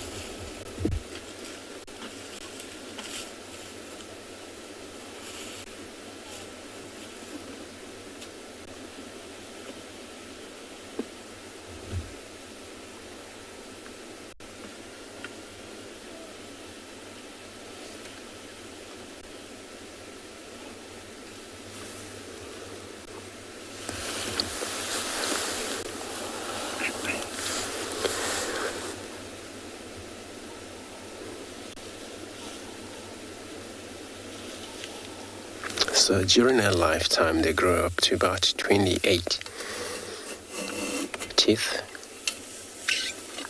and that would be able to sustain such an animal like these, their life.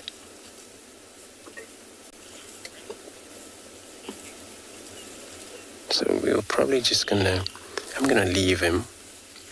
We'll probably bump on the herd in front there, but let's focus on look for something else.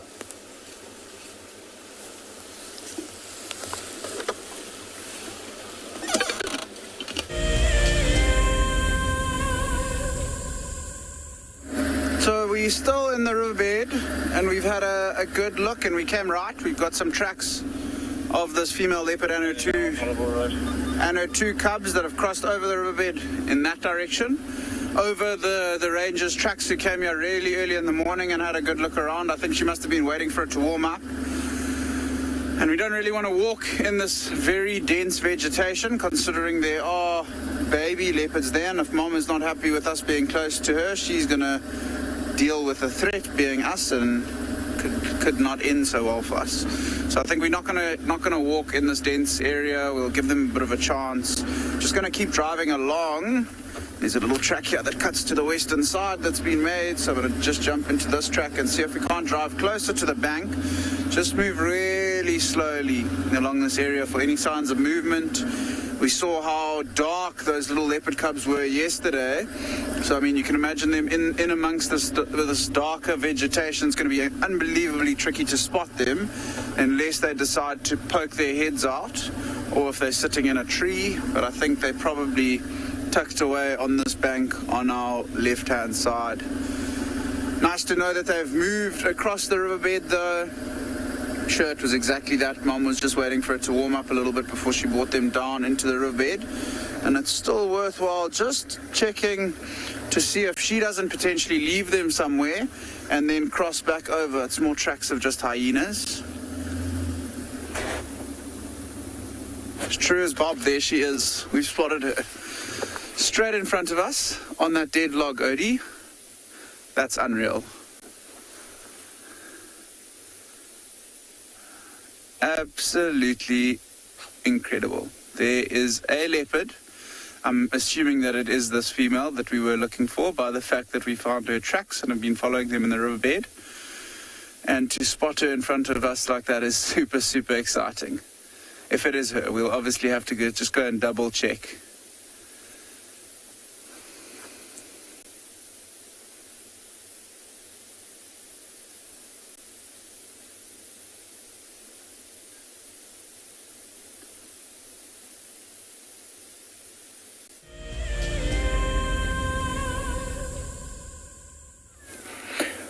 Back at my favorite scent marking post.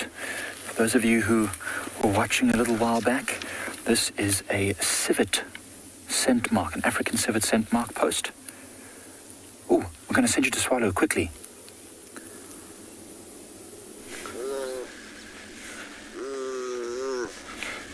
Welcome back, everybody, and as you can see, success is in the building. We have just stumbled across this fantastic scene. We just found these cheetah busy struggling down an oryx. Look at this insane sighting. Just crazy what's happening here at the moment. Just crazy, crazy stuff. Just look at what's happening here. So for all the sensitive viewers, I mean, this is pretty hectic stuff happening at the moment, but you've once again got a live kill, live incident happening. Look at the strangle. So what we're going to do is we're going to just keep quiet completely and just listen to the audio.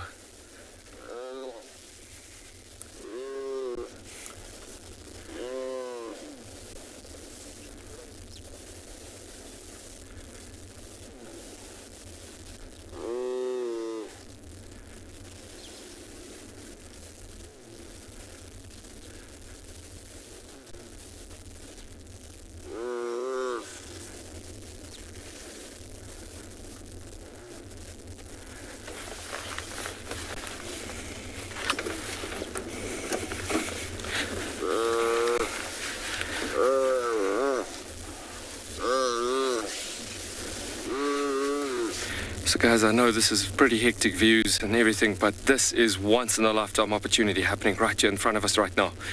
It's two big male cheetahs doing the unbearable at the moment. It is crazy looking at what's happening here. I mean, just to listen to that audio and just to think about what's happening. I mean, this is pretty hectic to see this hunting mechanism of this particular cheetah coalition male. And what's really insane about this particular incident and the situation is literally looking at how they're doing it together, as the one male is trying to hit the neck cords over there, and then looking at the other male going for the throat, trying to suffocate it. And this is a fairly big oryx you're looking at this particular incident, but that cat on the top kid just cannot leave, because if he does, then that oryx could potentially stab them to death.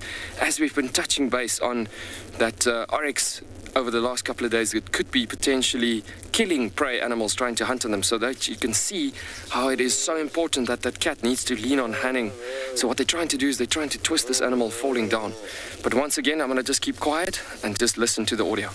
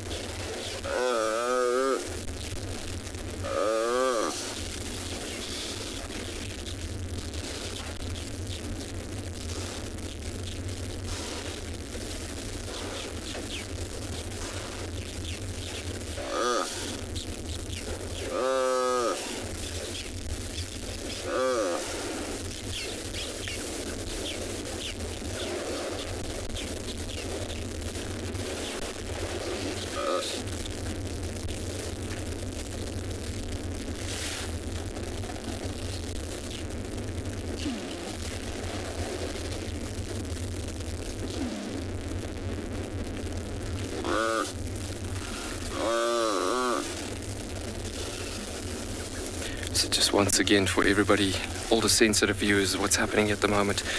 This oryx is definitely not gone out yet, but yeah, you can see these two cheetah males are trying their level best.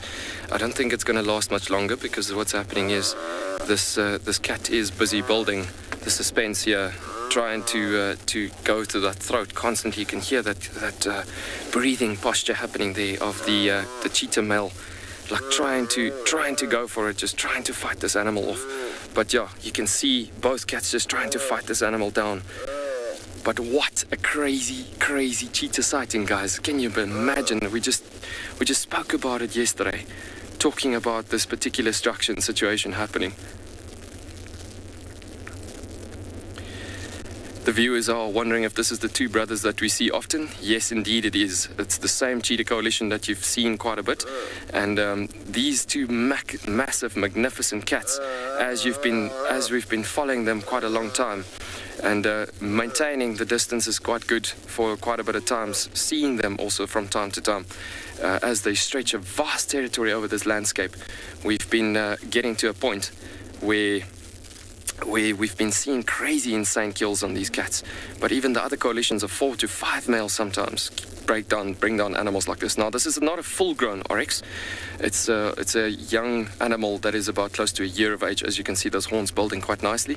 But yeah, beautiful looking at this, guys. I mean, it is a harsh view. Once again, for the sensitive viewers, if it's not something you want to see, definitely I would not recommend you watching this at this point. But I mean, this is definitely a once-in-a-lifetime opportunity.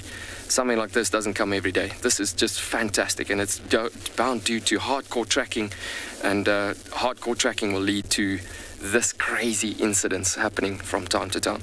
You just got a mission on those tracks, and you'll get to success in the building.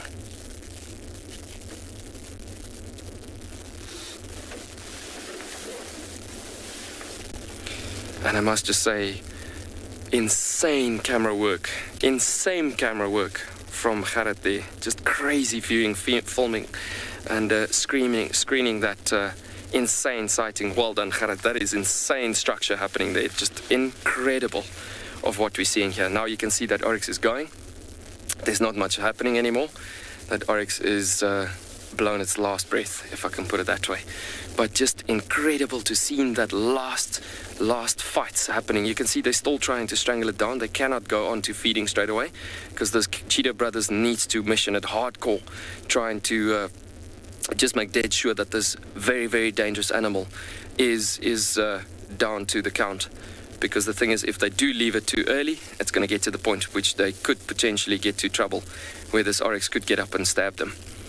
But just an incredible, insane sighting we have just seen here right now, guys. That is just crazy. When we got that fresh tracks this morning, starting to follow up, I said to Gerrit, this is, we need to rush. We need to get on these tracks right now, because this is right now when these animals have walked here. And as we started tracking and trailing, and the tracker that was helping us in this block this morning, his name is Simpiwe. As he's been tracking and trailing on these tracks inside the block, he started communicating with us and telling us, guys, we need to get into the block. This animals, I can hear the sound, this is happening right now. And as this sounds was going, he could hear the strangling. We started driving into the block, trying to find the sound that he was trying to dictate to us, trying to say what's happening. And then we suddenly stumbled across the incident as he directed us to the sound. So this is really, really incredible. So thanks to Sipiwe Mandleni, our top range trackers in this team. Just beautiful seeing what we've been having in this particular instance.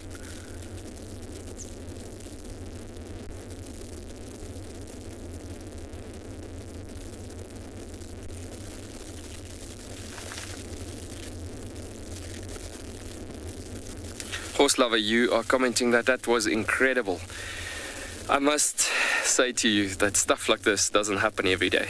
This is, in the Kalahari, with such a great amount of cheetah population that we have, if you work hardcore for these animals every single day, and you work hard to try to get to tracks at the right time, and tracking at the right time is extremely important. And this is why we have seen what we've seen this morning, is because of tracking at the exact right time is so dramatically important. I cannot claim it enough. And tracks at the right time is really what's going to lead us to insane stuff in situations like this. You can see now the cheetahs slowly but surely starting to open up, as he just started ripping on the soft bits and ends here. And I just want Gerrit to zoom in on that nose of that cheetah as he was looking at us just now. You can see the design of that nose. Cheetahs by norm needs to get to a position where they need to start opening up and feeding as quick as possible after the sounds of the kill that they've done. Because the thing is, the side nostrils, as the front is closing up while they're busy opening up this thing, and they're busy panting and they've just gone through a massive fight, the sides of the nose is opened up completely so they can breathe at that given point. At the same time, while they are trying to open up, while the front nostrils is closing up. So guys, just incredible looking at that behavior happening at that particular time. So I can assure you, we are going to stick with these cats for most of the morning and just pay attention to this insane sighting as they're going to continue opening up feeding on this animal. In the meanwhile, keep you posted and sending you back over to Ngala.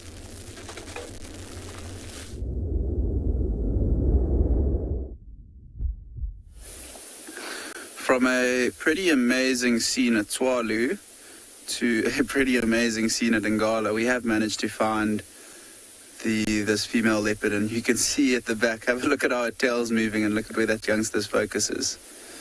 Only one of the cubs that we've seen so far, now looking straight back at us. But you can see its focus is definitely on mom's tail. I've not yet seen the other youngster, but I'm sure it's around here somewhere. And they've just moved back to the area. This is one of the areas that she had stashed them when she was still denning early on, when those cubs were still really small and really shy. Often saw her tracks heading in here. So it's quite special that we found her lying on that fallen over dead tree. And as we expected, when it's warmed up, she's come out and now lying in the sun, trying to just soak up some of the morning rays. She must be quite happy with herself after having that nice nyala that she's fed on for a couple of days, probably still quite full. Youngsters also had a bit of a feed, and now they are able to just rest and relax for probably for a day or two. They won't need to worry about food too much. So mom's still alert. She's still taking note of everything going on around her, which she has to do at all times at the moment, having these two little youngsters to look after.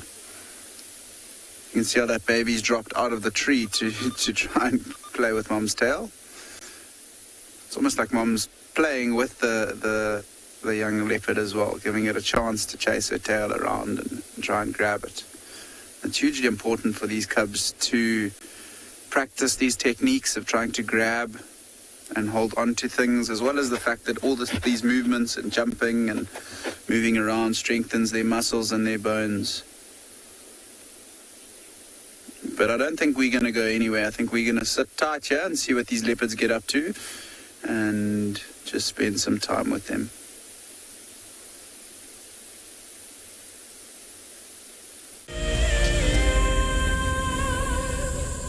We have another wonderful guest with us, Sergio Real. Sergio is a holder of the Ticket to Dream. I bought a Ticket to Dream because I love Wild Earth. All of the guides have been awesome. We've been watching for years, and it's a favorite part of my day to get to watch the drives. I look forward to seeing lots of leopards. If you want to go on safari with a Wild Earth guide, whilst honing your bush knowledge and of course featuring in one of our shows, then head over to our website. My favorite part of the drive today was definitely an elephant that paid us a visit and came right to our car. Sign up to be a Wild Earth explorer and you could be making your first ever on-screen appearance. It's amazing being on a live drive in Djuma. It's just fantastic. The scenery is beautiful and the animals are even better.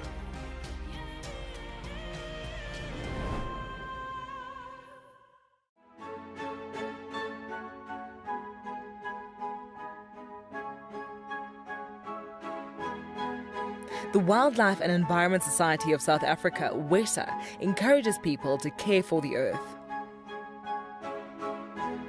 Through innovative projects, they aim to reverse the serious issues that we face in the world today. One of these projects is Green Coast, a proudly South African award for sensitive and well-managed coastal sites. This sustainability project protects our national coastlines while providing unemployed youth with a love for their environment and a hope for the future. WESA is a membership and volunteer-supported organisation. Every supporter is helping to change the only Earth we have. Visit our website to see how you can help care for our Earth. It's a huge privilege to be in these incredible places with these amazing animals. I love filming lions. When they do get up and do something, it's always spectacular. When they are playing, are incredibly fun to watch, especially sub-adults and cubs. I love being in the bush and working in these incredible places with these amazing animals. We want to bring it to you so that you can almost feel like you're right there and be able to experience it and enjoy it the way we are.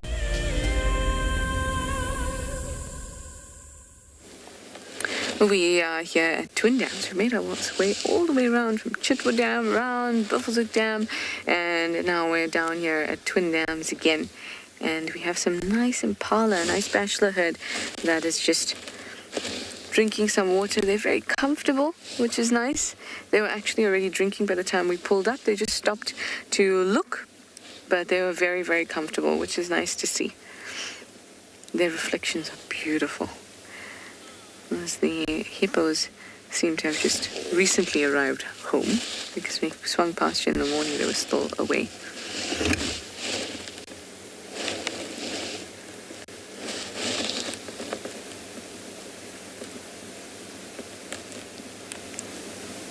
They're looking in better condition. The impalas in general, I must say.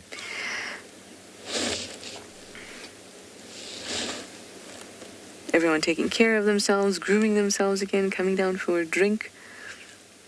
So I'm sure their condition will be even better in a few weeks. Anyway, let me send you back over to Nick and his spots.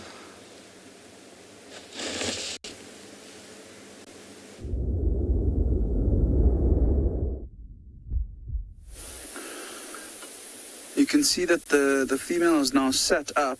She's repositioned herself. The one youngster that we've seen has now gone into that thick drainage line just down to the left, that dark patch. So we're just waiting to see if they don't come out or if Mum goes in there with them. But so special to have them out in the open like this with beautiful light on them as well. See how that leopardess is looking into that area as well, listening, probably just keeping a good ear out for those youngsters and where they're moving around. Hopefully that other one is here. Pretty positive that it would be here.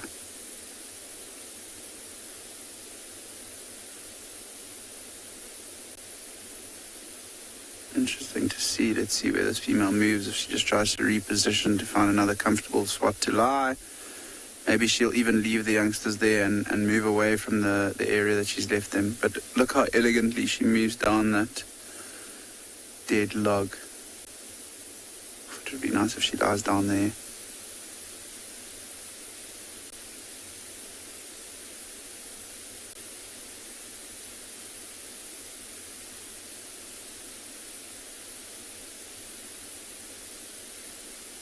She is really showing off us this morning.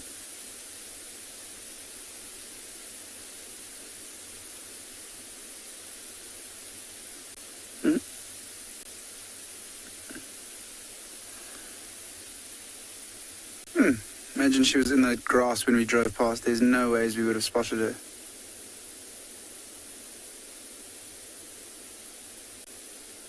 Incredibly camouflaged as soon as she gets into an area that's a little bit more dense.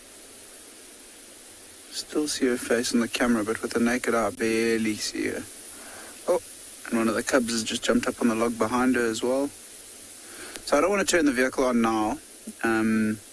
Just until hopefully that second youngster, it looks like the one youngster is going to try and follow her. So we'll just keep nice and quiet here. Oh, and she's going to lie down in the riverbed. What a treat. And there the little cub's coming out to follow her. See how it walks very carefully when it comes out into the open.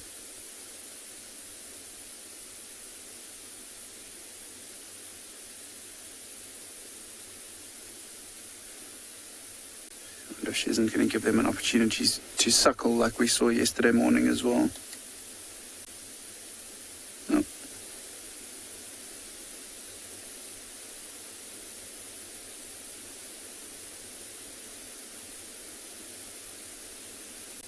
That's exactly where that little youngster's gone to start suckling. I'm still not going to move, just in case that... I hear everyone's loving seeing this little baby leopard, and Odie and myself are also thoroughly enjoying it. And it's nice with the camera that we can keep a big distance and still get such great visuals of them. Moving around now might cause a bit of chaos with that other youngster coming out, so I just want to give the other cub the best opportunity to potentially come out to mom as well. You can see how she's still looking in that direction.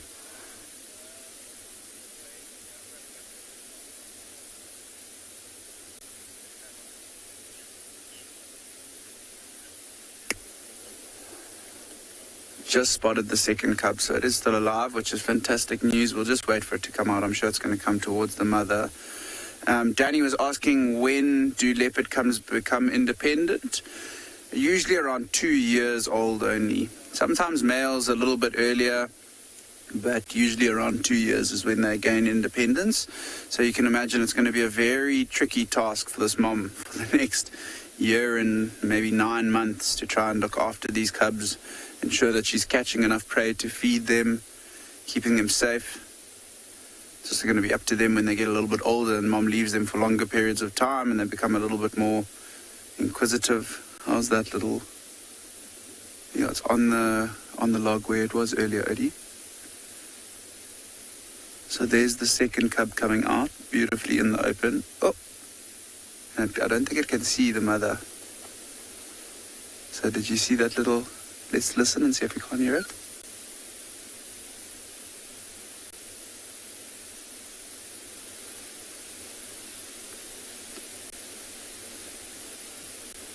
Almost like a little bird chirping.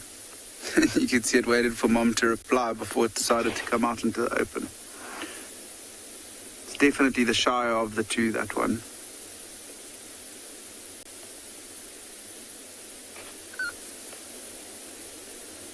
It's going to be interesting to see how it gets down from there. We saw that the mother even had to take a bit of a jump, so let's take a moment to just watch and see how this cub manages to get down from that fallen over tree.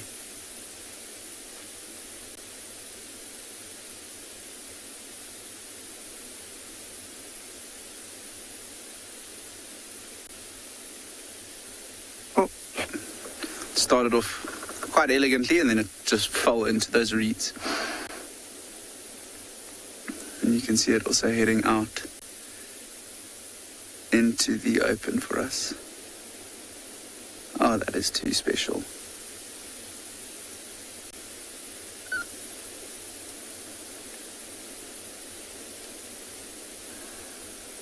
Much more exciting when you manage to find these animals as well, rather than someone else finding them and then going to have a look. I was actually discussing with some of the rangers last night how much more we enjoy actually finding, especially something like this leopard with her 2 cubs, is priceless.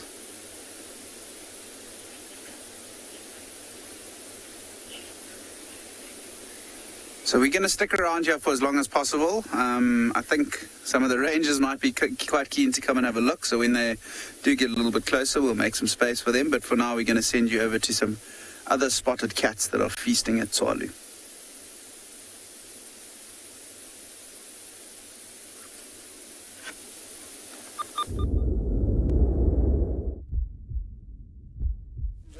Welcome back, everybody.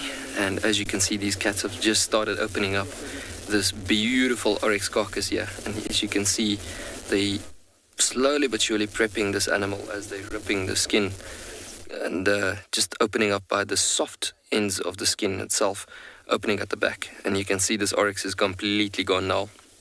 One cat is out in a scouting position as this oryx was shouting quite a bit while they were trying to take down this animal, as we've seen previously. And so as you can see, these animals are pretty much in a condition situation here that the other cat been scouting, looking for any hyenas that could have been drawn to this particular structure and area. And so as they're looking at just a bit of a scouting position, the boys will also turn around, and the other one busy feeding. You see there, going back to scouting again.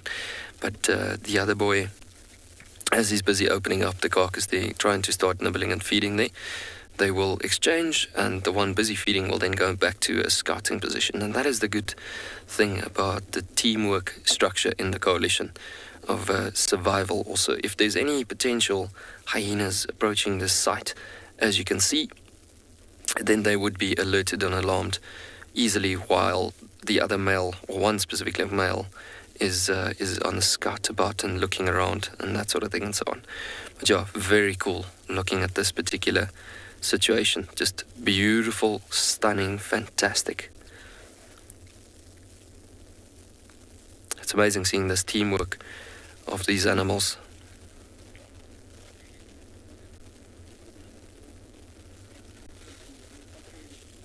Treya, you are commenting that it was quite a great scene, quite a scene to see these cheetahs take down this oryx. I couldn't agree more. It's really, I mean, situations like that happens once in a lifetime. I mean, it is really, really incredible seeing stuff like that. I mean, it is quite harsh, and little do people know that most of the time cheetah hunts in a wild, in vast, big, open wilderness environments, you often get the situation where these cheetahs could potentially go through battling stages, and it's not as quick as everybody believes that cats goes into hunting, as opposed to the dogs. That's a long stretched out killing event by the looks of it, but actually dogs kill indirectly much quicker as opposed to your cats. The thing is, there's most of the time in a vast wilderness environment like this, strong strangles and fights that happens with cats, especially dangerous animals and strong animals like this that could potentially be in long fighting motion. But yeah, at the end of the day, it serves for crazy wildlife footage and stuff that you might not have ever seen in your life before. But I must tell you, to be sitting in this arena in a live situation, watching this as myself and Gert were just raving about this situation. I mean, it was just crazy looking at that fight happening at that given point. And just now, the process of the system of how it should be following through and how it's going, it's crazy thinking about it. How these animals just go through opening up now and just quickly start feeding, as we were talking about the nostrils. And the exchange between the brothers would be happening every time, every 10 to 15 minutes or so. You can see the blood starting to appear on the face now as well, as he's reaching that soft meat. And very, very lovely soft meats happening at that particular point where he's going for the bum and soft underbelly region there on that side. Guys, just look at that magnificent eyes as that cat is even scanning every now and again in this direction as the brother is scanning into the other directions and so on. But just so incredible, guys. We're going to try keep on sticking with these animals for a bit longer and see what we can do.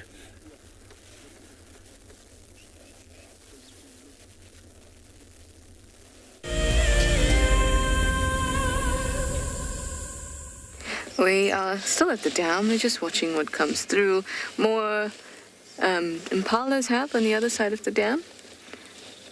There's actually quite a lot around. There's more streaming through on this side. Everyone's coming down for a picnic. It's the families are rejoining, males and females, mixed herds, youngsters of all ages. Look at that. Isn't that beautiful? Well, I must say on this side it looks like there's just the one male, but there's the other males scattered along of different ages. Maybe they'll amicably meet up, and he won't feel very defensive of his group of females there.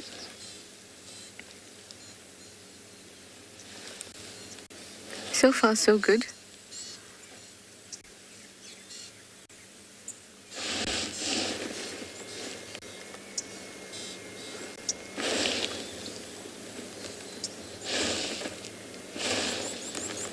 Them streaming through like this. There's so many.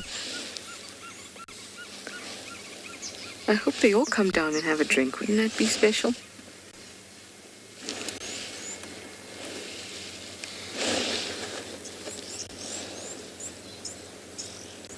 It's starting to really warm up, a very nice, comfortable temperature.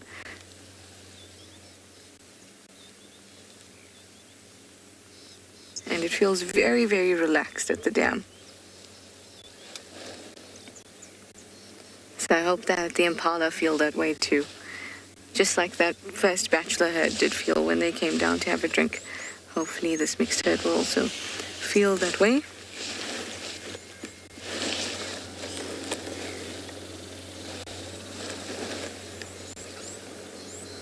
Oh, it's the sound of an airplane.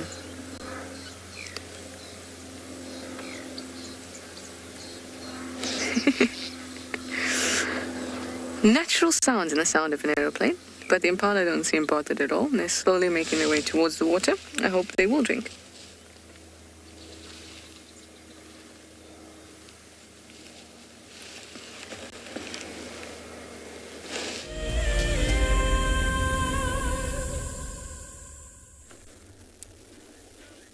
So welcome back everybody. As you can see, this other brother's just moved into the scene as well, and he is literally just starting to open up with this brother as well.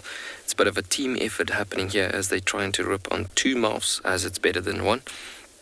And yeah, constantly just working on this carcass, trying to work out these animals, opening up this oryx much faster, much quicker, because the potential chances are still there that these spotted hyenas could be moving into the scene. Yes, so much feeding sounds happening here at the moment. It's almost like there is quite a bit of breathing happening. I don't know if you guys can hear all these sounds, like gurking sounds and all sorts of things happening here all the time. But as they constantly just ripping, and it sounds like there's breathing sounds in amongst the blood. Quite harsh structure happening, but you're crazy looking at the sounds, the audio, and everything coming into conjunction, happening here all at the same time. And then the scene at the same time as well. Just so incredible. But just incredible. I'm just looking at something else again, how these cheetahs succeeded to catching this oryx again, is looking at those solid spots on those beautiful bodies. Is those solid spots is what makes them to get to success so quickly as well. Looking at those solid spots, blending in of the grass blades as a proper splash coloration. And that is what enables them to store quite close to this animal. And there was most probably a big herd of oryx in this area, as this one was part of a big herd, as it's still a young oryx.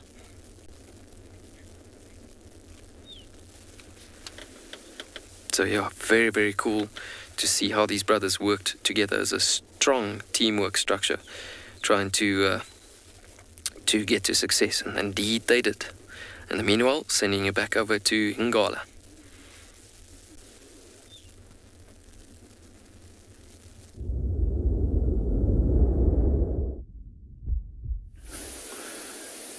So have a look at the posture of this female leopard. She was lying down, and it looks as if she spotted something on the eastern side of this riverbank. See how she's moving really slowly and quite low to the ground. See that full belly as well. It shows how opportunistic these animals are. If an opportunity presents itself, she never passes down. So let's just watch and see where this female leopard goes. We've still got a view of the youngsters on our left, but I think focus now on the female. Have a look how much more camouflage she is as soon as she moves into the shade as well.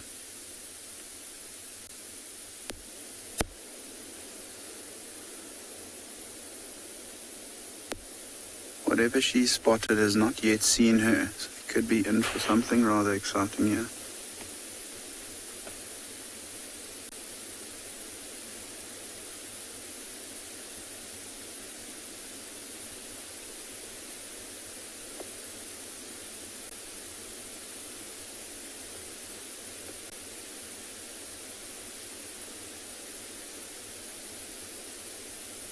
Every now and then she just stops to have a good listen. You can imagine now she's right at the river at the bank.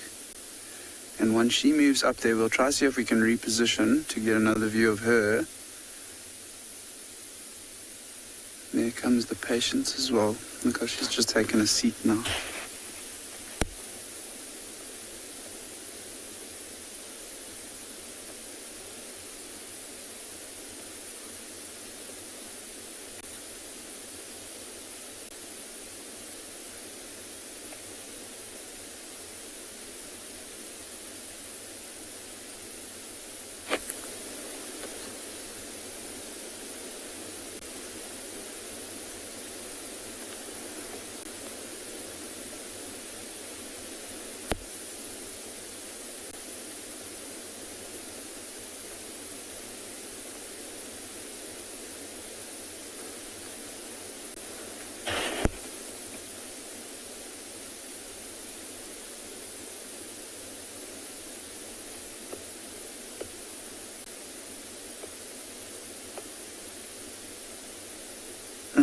She's making use of that bank really nicely.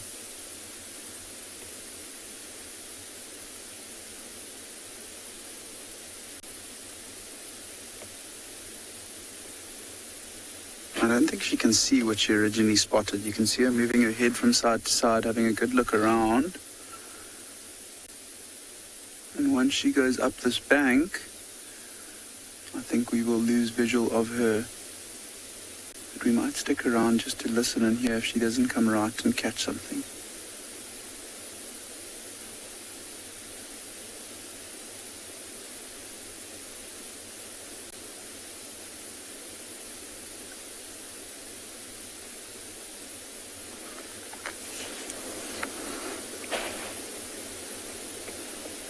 And just like that, she disappears.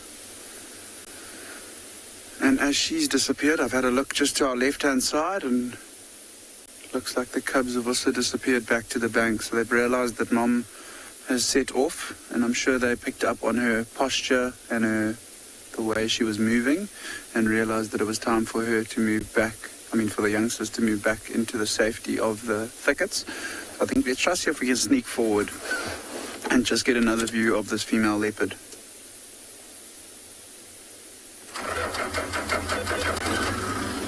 So we're going to move really nice and slowly along here. I'm just keeping a good lookout on the left for the youngsters. There is still one in the riverbed. But as soon as Mom's not here, they're very shy. So they are scuttling and scurrying back towards the safety of the cover. And you can see this area on the right, the area where that leopardess went inside, is very, very thick. So unless we hear her catch something, or unless we see her come back down, we'll move out of the area. We don't want to be spending time with those youngsters when the mother isn't here, because then essentially their protection is no longer here. And you never know, if something like a hyena moves past, it might come and investigate the vehicle out of interest. Maybe it's learned that when the vehicles have stopped, quite often they're looking at something, so they might just come into the area to investigate. I think where she went inside was somewhere around here.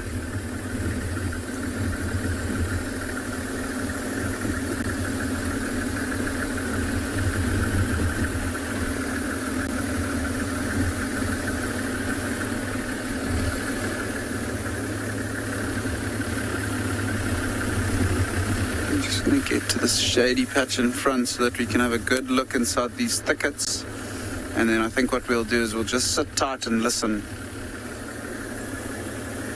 because if she does catch something, or if those prey species pick up on her, they will let us know through an alarm call. I wonder what it was that she spotted, whether it was something like a bushbuck or maybe another nyala.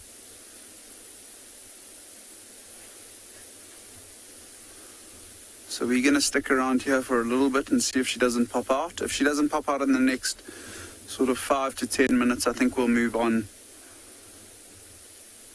and maybe come back this afternoon and search again and see if we can't find where she's gone.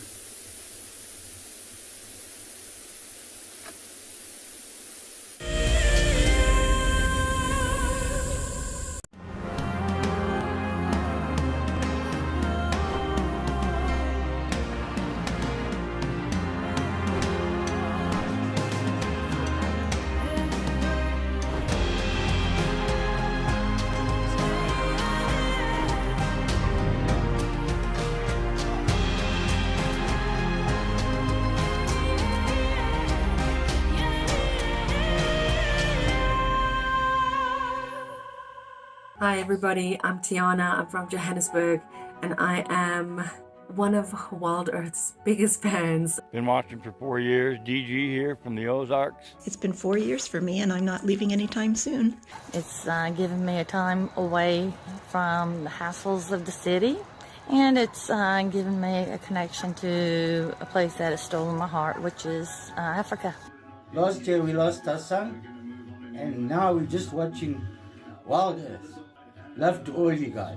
You are reminding us of the role that we play in nature conservation, each and every one of us. You have reconnected myself to a dream that I had as a child to get involved in nature conservation, and for that I'm really grateful for as well. Thank you, thank you, thank you.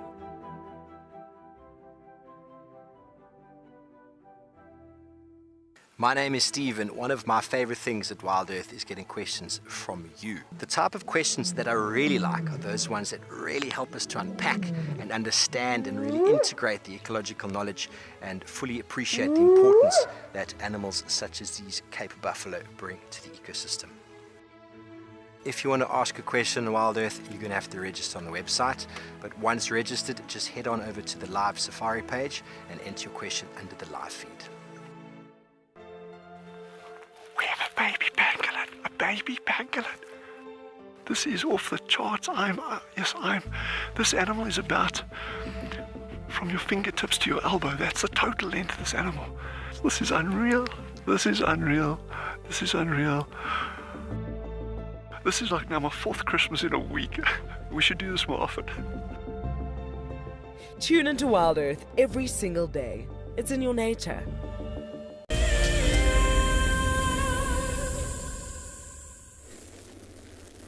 Welcome back, everybody, and you can see these cats have been opening up this carcass quite vigorously now. As you can see, this cat on the left-hand side of the carcass, his face is full of fresh blood, and the other boy is now gone over to feeding, while the one that was opening up first, as you can see, his face is blood red.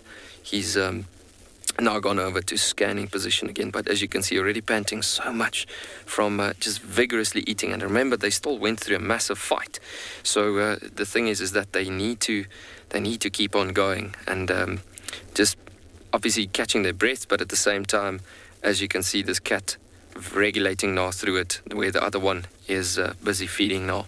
But yeah, beautiful, guys, just so stunning to see these animals that have had success. I mean, cheetahs, there's only about 1,000 cheetah left in the wild in South Africa, and that is crazy how endangered this animal is, and it makes my heart feel so great to know that that these animals have been having success once again, and the population is constantly going on forward. So it's really, really, really pretty amazing. I mean, there's so much conservation efforts that's been happening over the last numbers of years of trying to get their numbers up and going in from a conservational point of view all over Africa. But in the bigger picture, yes, their numbers are slowly but surely picking up again in South Africa, but it is still dramatically low, up to around about 1,000 plus minus. So yeah, it's really incredible seeing such a critically endangered species succeeding and doing what they're doing best, being the 3rd top successful killer in Africa. As you can see, they've been having that great success, but being in a coalition and sticking that partnership together, that lifts the successive rate so much higher, so much more. So yeah, really incredibly awesome to have witnessed this situation that we've seen and everything like that. So I think we're going to stick with them for a couple of minutes more, but at the end, most probably this is where we'll most probably say goodbye to them, as we'll say just a bit of a giving space.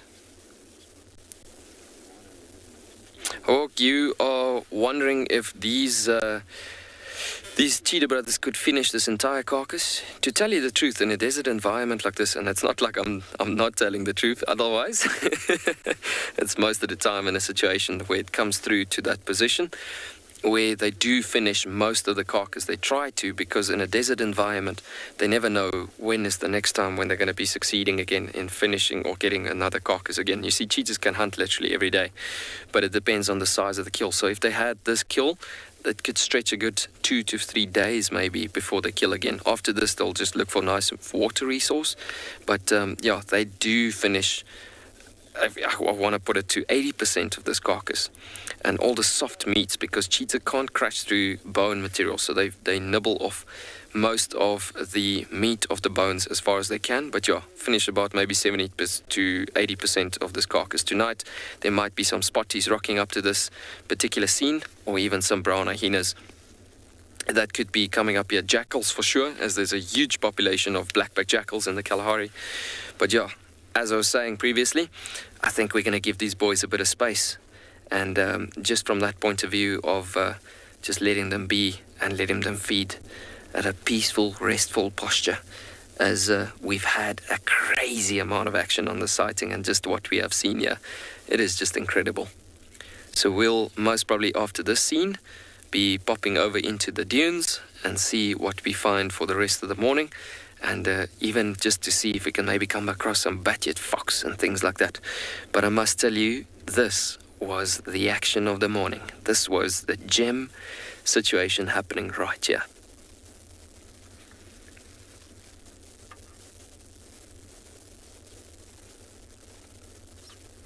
Actually just so peaceful watching a scene like this, and just the breeze of the wind coming through the grasses as we're seeing it on the screen.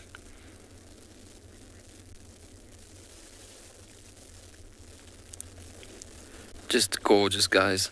So I think we'll most probably, after this scene, we'll be saying goodbye to these boys and let them feed at peace, and let them just continue with what they're doing. That was just incredible. Thank you, big brothers. You were incredible. In the meanwhile, we're going to be sending you back over to another gorgeous destination.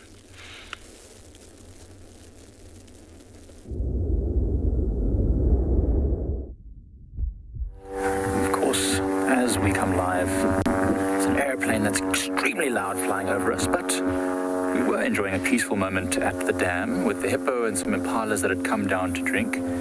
We finished our leopard tracking experience, but unfortunately we didn't find that leopard. It seemed like it moved in a big loop around that area. We even found places where tracks were going up and down on the same patch of road, possibly even the same leopard. And now, we were discussing what it could have been, and it might be that this leopard came to this, or that leopard came to this waterhole in order to drink and maybe head back to a carcass somewhere in that area, but we're not 100% sure. There's plenty of food for a leopard in this area. I don't know if you can see it from where you are, Craig, but there's impalas just coming down to the mud wallow at the back there, beyond those dead trees. They were drinking a bit earlier. They seem to be moving along the edge of that mud wallow looking for that green flush of vegetation coming out.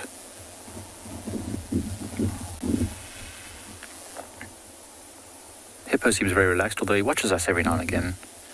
Every now and again he kind of turns his head to look at us, give us a bit of the old side eye. Happy hippo. We also discovered some tracks of buffalo that came right through the camp as well last night. They're not too far. It looks like it was from early this morning maybe, so I doubt they'll go far from water. Buffaloes are fairly water dependent. But they can be mobile. They can move quite long distances to get from one waterhole to the next.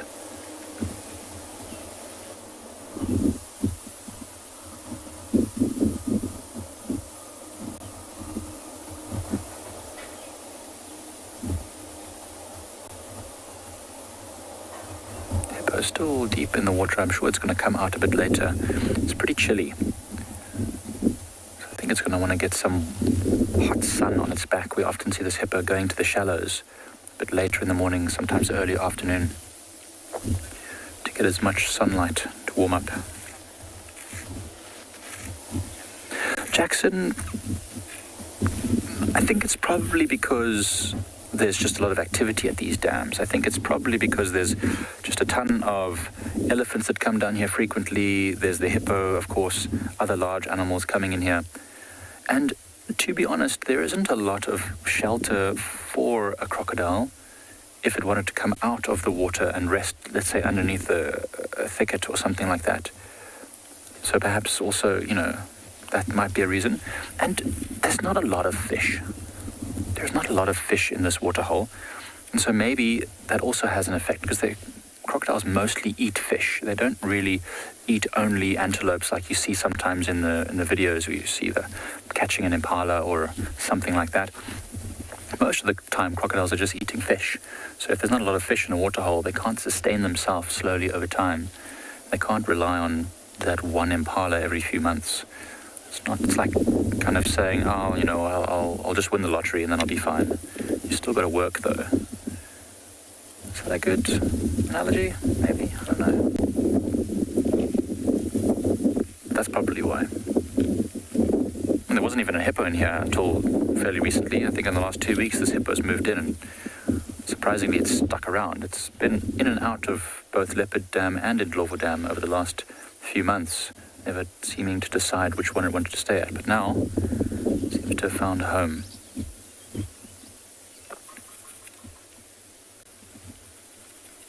Definitely adds an element of danger to our evenings around camp. The other day, one of our students just came back and casually said, "Oh, there was a hippo by my tent." Like, what? My eyes like dinner plates. To just remind everyone that the hippo during the day, yes, looks very placid and happy in the water, doesn't really move much, but at night, if you get in its way, it can be a different story altogether.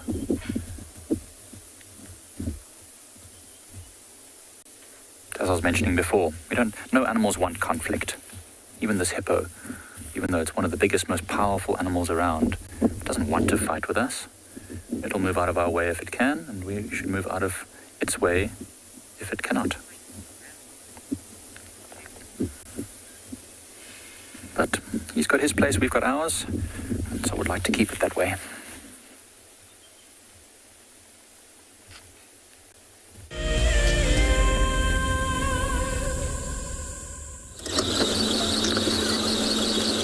So we are just also on a bumble, but we've got a beautiful southern yellow-billed hornbilled bird here, which often they just don't stick around, they just fly off. But yeah, we're on bumble, which we haven't even seen cat tracks yet. That lioness, as we heard, she crossed over to the west. That's Arachusa, so she's not in the property anymore. But the Tabangume is probably still around, we just can't find him. The track's not leading out anywhere around. So maybe he's still around.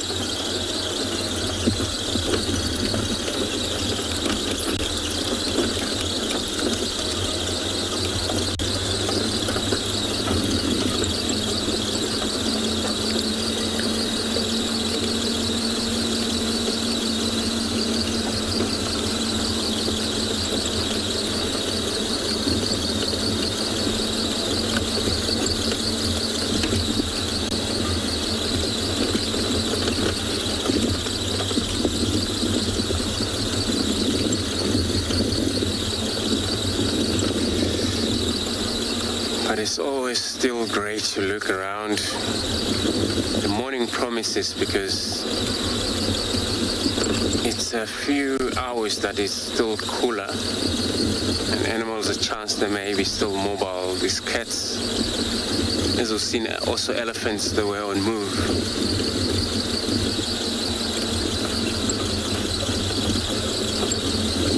It's going to be the same with the leopards. They're also going to be on move as well.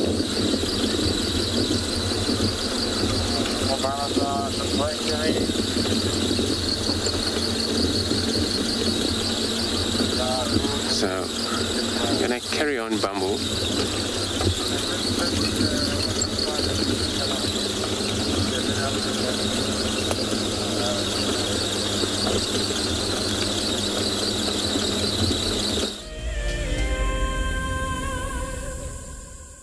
I think come into the riverbed. So welcome back everybody, and we've been sitting here quietly for the last sort of 15 minutes and really didn't expect to see anything, and we heard this funny noise coming from just to our right, and Eddie and myself were listening, and then literally as soon as you came back to us we had a view of this female. She's back here on the eastern side of us. It's very thick though, so she has moved into an area that's a little bit more dense. I'm trying to get one of the other Ngala rangers in here as well, so I'm just going to quickly chat to him on the radio to give him an update. Rule, did you copy that? Yeah, I'm turning around. Copy, yeah, she's on the bank, so it is quite thick. I don't have a visual of her now, but she was mobile in an easterly direction along the southern bank. I'll keep you updated. So it's quite nice working at a place like And Beyond Ngala where we all work for the same team. And Ruski tried to find these 3 leopards this morning, and I think it was just a little bit too cold for them to have come out from hiding. And now with him making his way, I just want to make sure that he gets the best possible opportunity of seeing her as well, because we've had such an epic morning with them and the little ones. So we'll just wait to see if she doesn't pop out again. I don't want to move the vehicle around too much. But it looks as if she was unsuccessful on her attempt in the thickets here on the southern bank. So yeah, but what an amazing morning, what an exciting start, and to have just sat here for the last 10 minutes trying to listen, trying to see if potentially we could pick up on any signs or sounds that she might be in the area, to then have her popping out again was quite special. And we'll just see. I might try and move a little bit further forward just to see if we can see exactly where she is. Hopefully we're going to get another view of her. Just bear with me while I slowly creep forward. I'm going to try and edge really nice and slowly and quietly. I mean, she's not worried about the car at all, but it's always good to have the animal's best interests in heart.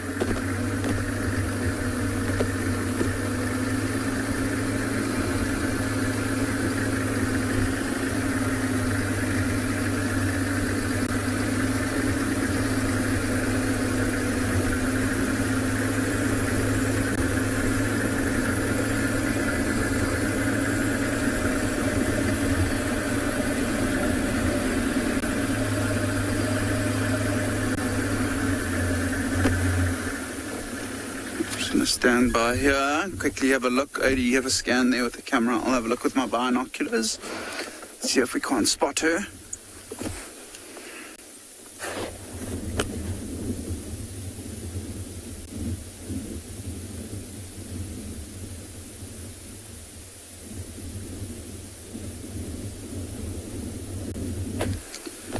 I can't see anything for the time being. She might have lain down just behind that red spike thorn in the long grass. But I think we're in a pretty good position. If she does get up and move, there's a good chance that we'll see where she's going to go. We can see to the right and to the left of the area where we last had visual of her heading into.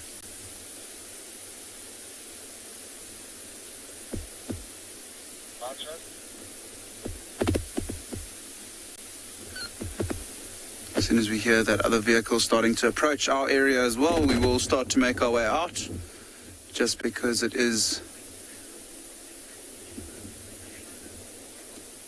quite a sensitive area with the 2 youngsters, and I've spoken about it repeatedly, so I won't mention it again. But yeah, we'll stick around and see if maybe she doesn't pop her head out again. But for now, we're going to send you over to Tswalu, who's bumbling around Juma.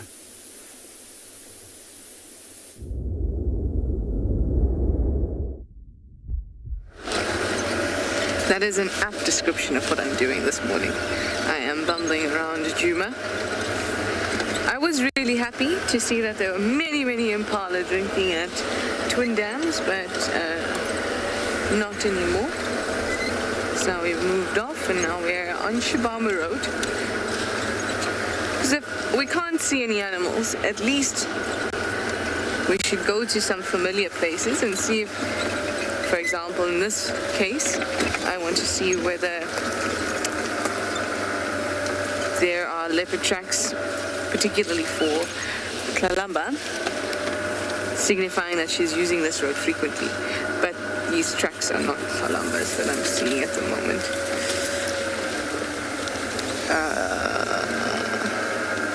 At least I don't think so. I think these are Moya's tracks because she was found on this road yesterday almost. It's probably her tracks and they go out of the property.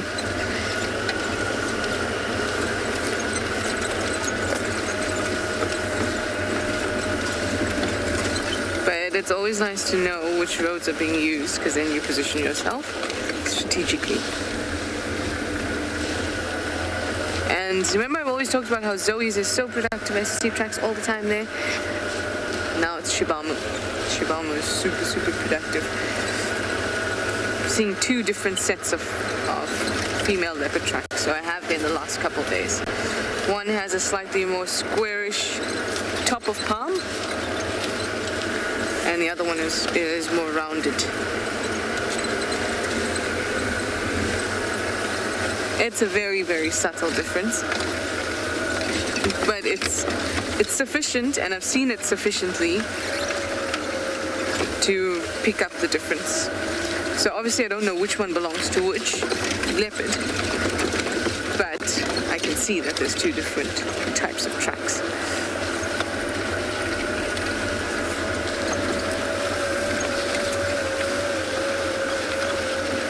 So Lumba's got a fairly big track for a female. Not nearly as big as a male leopard's track, but still a big track for a female.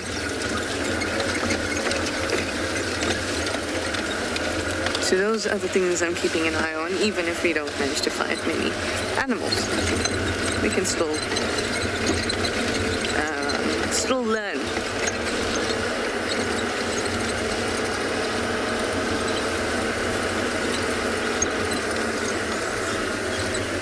Hello, you guys. There's lots and lots of impala around, which is very nice. All kind of together.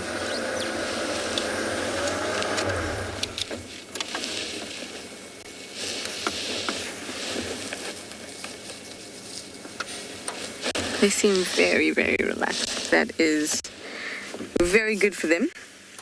And also what I expect to see, because those leopard tracks are going out of the property at Shibamu.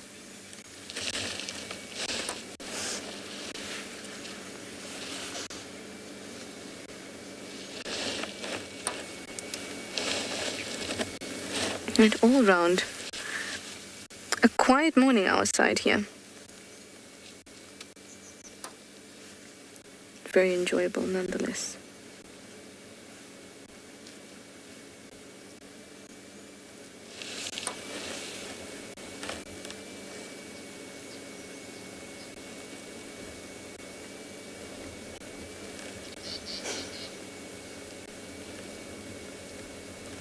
They're even extra relaxed with our vehicle today.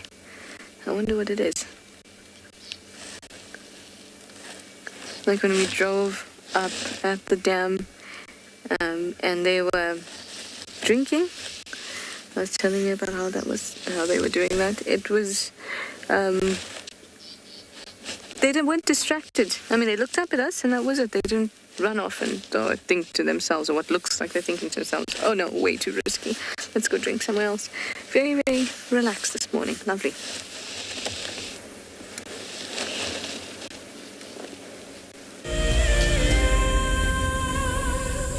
The annual Safari Guide of the Year competition aims to create awareness for those men and women who dedicate their lives to tourism and wildlife. This year's event will be held at Marataba, a breathtaking privately managed section of the Marakele National Park in South Africa's Limpopo province. In celebration of this, Wild Earth and Marataba Luxury Lodges are offering all explorers a chance to win a 3-night stay at Marataba Safari Lodge for you and a friend. In addition to a spectacular land-based safari, Marataba Luxury Lodges offer an opportunity for guests to cruise peacefully along the Matlabas River, watching the animals as they drink and wallow. The lodge offers you a chance to lie by the pool or enjoy a spa treatment, and one night could be spent sleeping out under the stars in a luxurious treehouse. Sign up to be a Wild Earth explorer before the 30th of June, and it could be you heading off on a long-awaited getaway. Wild Earth Explorers.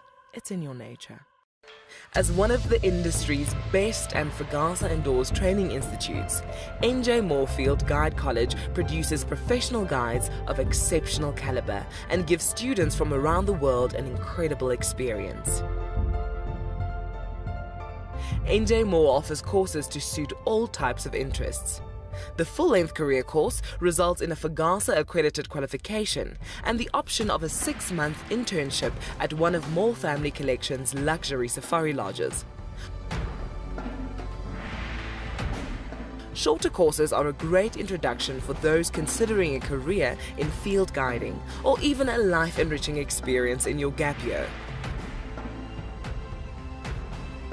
With spaces still available in July, don't miss out on this fantastic opportunity to live your African dream.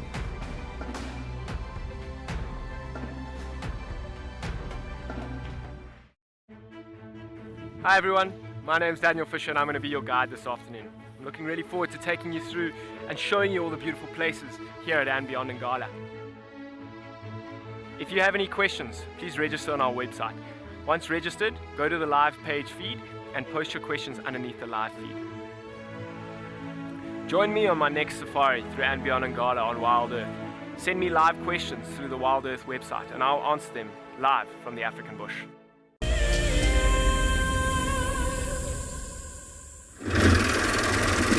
Welcome back everybody, and I must say we are still in awe of what's happened this morning in that cheetah sighting. It's just crazy.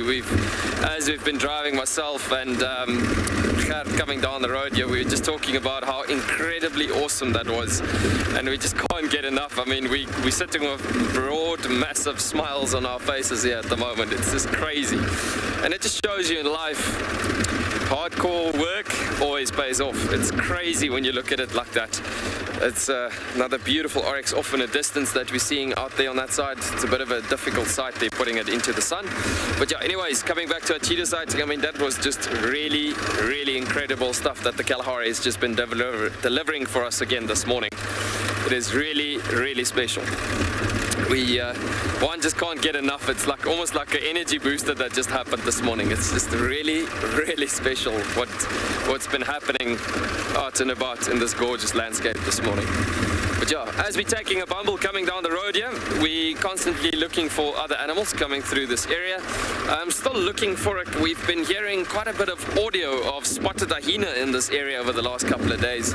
And we're also looking for, as we're driving the area surrounding that cheetah kill that happened here this morning, we're driving the outskirts at the moment, just trying to see if we do not come across any potential track of a spotted hyena in this area, possibly making its way in. We have stumbled across quite a bit of jackals, and jackals close to the kill had pulled out of that sighting earlier on, trying to make their way through, but those cats are just in a crazy feeding frenzy there at the moment, just constantly going. But yeah, we're scouting out and about, seeing what else we can see in these dunes as well as we go just on the edges of the first dune tops here.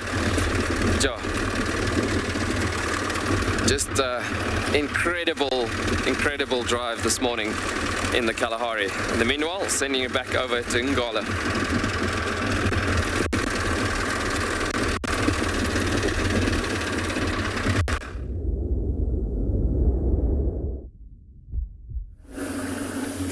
So welcome back everyone. We have moved out of that area where that leopard and her two cubs are. We did see her briefly at the end there, but she's gone into quite a thick area, so we've left one of the other rangers in the area trying to see if they can't get a view of her. But what a fantastic morning here at and beyond Ngala. Really, the leopards have been treating us the last few days. And I was just looking around and I was thinking it's been a while since I've seen a riverbed so littered with leopard tracks. It's quite exciting to have her around with the two cubs, and I'm sure she's going to provide us with some really entertaining game viewing over the next, hopefully over the next couple years, if she's able to keep those two cubs alive and nothing terrible happens to them. But we are slowly making our way in the direction of the lodge now. And a quick little thing that I'd like to show you, Odie, if you look up on the mountains here, there's some beautiful aloes. And just because they are flowering and they're quite pretty, we'll have a nice look at them. Can you see them on the bank?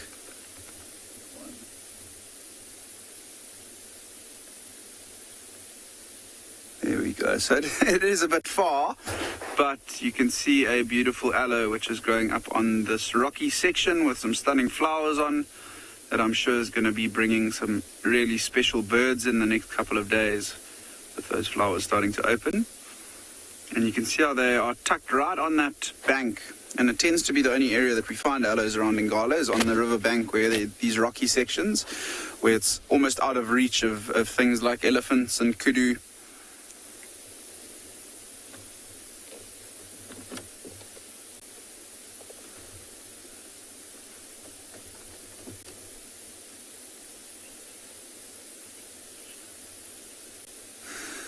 But thanks everyone for a lovely morning. It's really been enjoyable. We're going to say goodbye to you at and beyond Ngala, but we're going to send you over to Juma and Trish to end the drive this morning.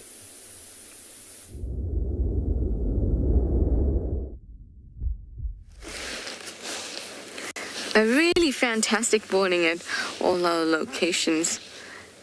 Though quiet here in Juma, I still had a wonderful time. And we have a little steenbok to end us off this morning.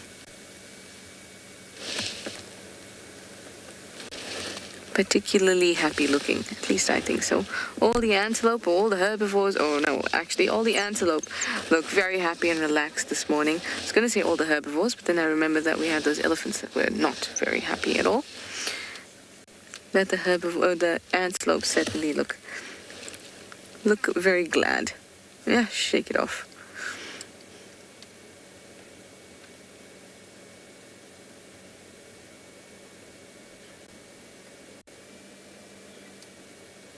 This steenbok's shoulder muscles look particularly pronounced today. Oh, where are you going?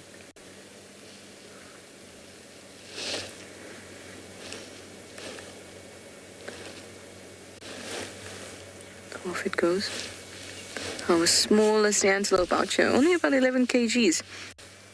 Females are a little bit larger, but that's about it. As you can see, not much else happening on quarantine here. We're actually quite at the far end of quarantine. The part where it is closer to Fullermon's Dip, so the other bit of it, the near end, is the part that is closer to camp. But we're on this far end.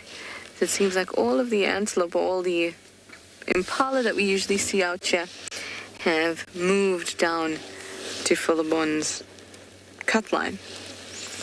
And you'll see a lot of that as the vegetation browns and becomes a little bit less tasty, less palatable.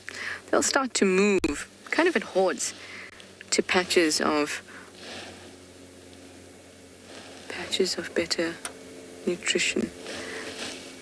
Just had one monkey alarm call. That's usually not reliable because it's just one. It just went crap.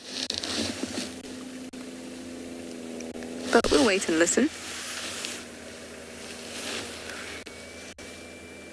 Perhaps it's at this aeroplane that seems to be following us this last hour of drive, just going around and around and circling us.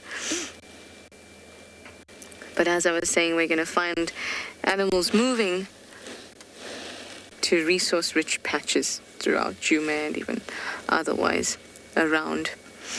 Anyway, guys, it's that time where we say goodbye, and especially thank you so much for watching. And we'll see you tomorrow. Bye for now. No, this afternoon.